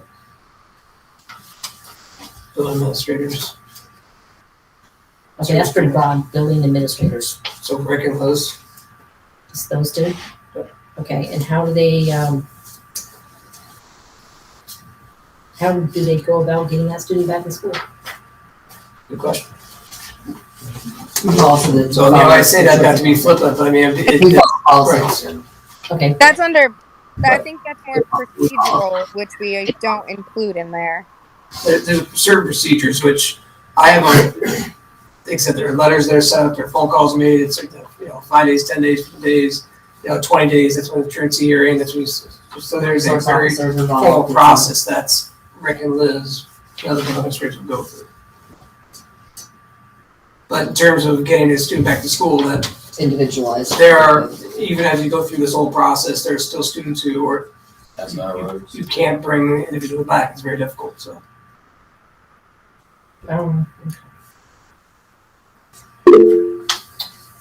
Amanda? I had a question on F-18. I just want to feel the board out and see if they feel like anything should be added in there. I feel like it pretty much covers, it's in regards to like nutrition and lunches and meals with our kids. And I think it covers, everything as far as proper nutrition. I just wasn't sure if the board felt it should include anything as far as options. Like, we have many kids that this is their only meal, and not that we shouldn't focus on their, fruits, vegetables, starches, proteins, dairy, all of that, which we should. But we might have kids that only eat a sandwich or only eat a salad or something. And this policy, I just felt, didn't cover options for a child. It kind of made it seem like they had to eat the hot lunch available, and I wasn't sure if anyone else felt like we should discuss in there somewhere having options for the students, or if maybe I was digging too deeply. That was great, Amanda, because my thought is just looking at it right off the bat, that you're talking about a child nutrition and WIC reauthorization act of 2004 and 2010. That's a few years outdated, if you ask me. There's got to be something that's a little different down that. When I got looking into that to see what that was, that's really outdated as far as what the kids should be getting. Yeah, I mean, I think that's why we're looking at them, is bringing everything up to date. But I just didn't know if anyone felt like the words option or something like that should be included. Like, should our kids be offered peanut butter and jelly every day? Should they be offered a salad every day? Is there something that we know pretty much every kid eats that they should be offered, given that it may be what they get for their only meal that day? I mean, we definitely have kids that are in that situation, so I just wasn't sure if the board felt like we should put those words in there or not. Oh, you mean D, the district will limit food and beverage marketing? I mean, Rickard, you're in the schools, and this year has been free food for all. Like, there's an alternative offered if a kid doesn't want front lunch, right? Yeah, and a full salad bar every day. Yeah. We have to meet so many requirements within the nutrition laws itself that there's relative options. I understand what Amanda is saying. But I'll provide that information for you, Carl. I just felt like maybe under like 3C might be a good spot to put it. Like, it says the district shall provide a clean and safe meal environment for, okay, maybe not C, sorry. I did see it, sorry. I lost my bullet. 30 minutes. 30 minutes? Mm-hmm. I'm sorry. I thought it was 3C. It said like they should provide, is required to establish nutrition guidelines. I'm under 4D. For all other foods provided but not sold to, foods provided but not sold to, blah, blah, blah, blah. I don't know if maybe somewhere in there we just say like multiple options should be available for students, or maybe something like a student should be offered a meal of their liking. And I do understand having kids try other things and the importance of that, but I also feel like that's partly the parent's job as well. But maybe if we're encouraging them to try something different, we also give them a turkey sandwich or a peanut butter sandwich, or even if it's, another meal, it's something that we know they will eat, rather than just, here's your healthy food for the day, this is what you have. And I think that's probably covered under B or 7B, where it's like, this is the policy, but any administrative procedures to carry out this policy fall to the superintendent. And I think under that, all of the schools in our district offer an alternative, and that's an administrative procedure, not in the policy. Right? I mean, I get that it should be codified in policy, but I think the way it's been able to be executed thus far has been through a procedure. Okay. That's fine. I just wasn't sure how everybody else felt. It was just one thought that I had in reading it. And So would you like this to go back to policy committee? Yeah. I'm okay with it not going. If I'm the only one that feels that way, I'm okay with it not going back. I just wanted to feel the board out and feel like if they felt it was important to be added. But if everyone's feeling like it's covered in another bullet that I just misinterpreted, then I'm okay with that as well. I just wanted to make sure that it was covered somewhere. What's your thought, Eric? Do you feel like 7C kind of covers that? 7C you said, or D? D, I'm sorry. The last paragraph. Right, isn't that what you said, Cara? 7D. B as in boy, I think. Oh, B as in boy. Where it talks about administrative procedures established to carry out this policy. And that's where Chris or the superintendent has can establish lunch alternatives through the lunch program. Yeah, I mean, when we reviewed this in policy, I mean, I felt that, it covered the guidelines for nutrition.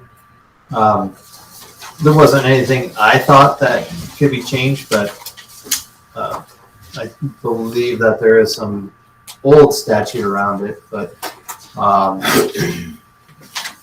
if there's something that you think should go back to the policy committee, well, weren't you there when we talked about this? I'm trying to remember. I was, and actually it was at the end of the meeting that I had said, oh shoot, I wanted to talk about F18, but we had already moved on.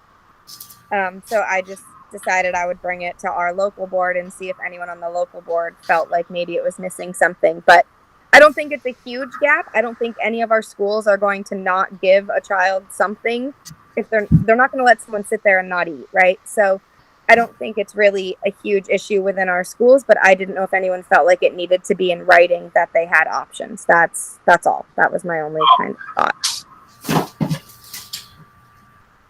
Yeah. I don't know, the first part just tells me it's outdated. If you're still going by guidelines back in 2004, 2010. Yeah.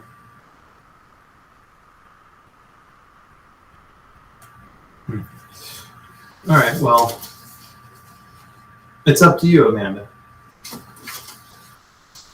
So we can review it again if you like. Let's bring it back and just review it and see what they think. And if not, it'll be a quick second read for us and we'll move it along. Because either way, it has to come back again because it's just a first read for us now. Yeah. I mean, I don't think the guidance hasn't been updated in 12 years. That's just when the funding at the federal level was reauthorized. And those can be reauthorized for anywhere from 10 to 20 years at a time. So that's just the funding, not the guidance. Similar to the difference between policy and administrative procedures. All right. I think the guidance has definitely been updated. They changed the shape of the plate. It's a plate now, not a pyramid. And that definitely happened within a lot less than 10 years ago. MyPlate.gov and all of that. There we go. That's funny.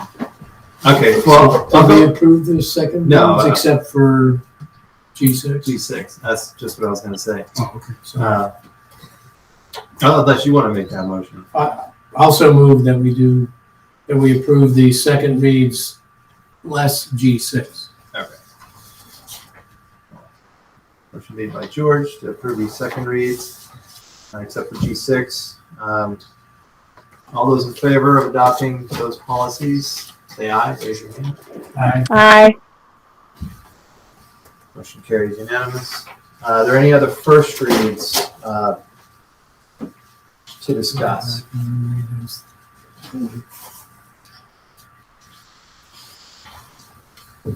Okay.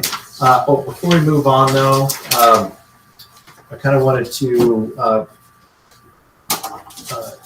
get a motion to form this community engagement committee so we can take action on it. And I'll make that motion. All right, thank you, Matt. And the members on that committee will be George, Sue, Amanda, Matt, and myself. All those in favor? Raise your hand. Aye. Aye.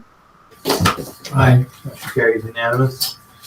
All right, thank Eric, you. I don't think we made a motion to approve the second reads. I think we jumped right into first reads when we were going over Sue's. We just did, Amanda. I thought that was just first read. No, George got it. we don't approve those yet. Okay. So we have, I believe that's everything that I forget. We do have an executive session for personnel and labor relation agreements. So I will go ahead and make a motion that we move into executive session for personnel matter and labor relations, and that premature or general public knowledge would clearly place the public body or person involved at a substantial disadvantage. We will invite the principals in this executive session, and of course, superintendent. And for those who are here publicly still, we will have a separate link for executive session, and we will be coming back to this to adjourn. So all those in favor of moving to executive session at 8:18, and raise your hand. Aye. Aye. That motion carries. Slip by you, Matt, and go on. Hey, Carol, Thank you, Carol. I'll have Debbie Dambrackus reach out to you tomorrow to begin the onboarding process, okay? That sounds wonderful. Thank you very much. Great, welcome. I didn't see that. I watched her take Thank notes you. on mine, so I don't Have know. a good if night. worried or- Thank you. Well, All right, we're out of executive session at 9:18 by consensus. No action needs to be taken. Future meeting dates and agenda items. June 1st is our next meeting. Any agenda items anyone would like to see next month?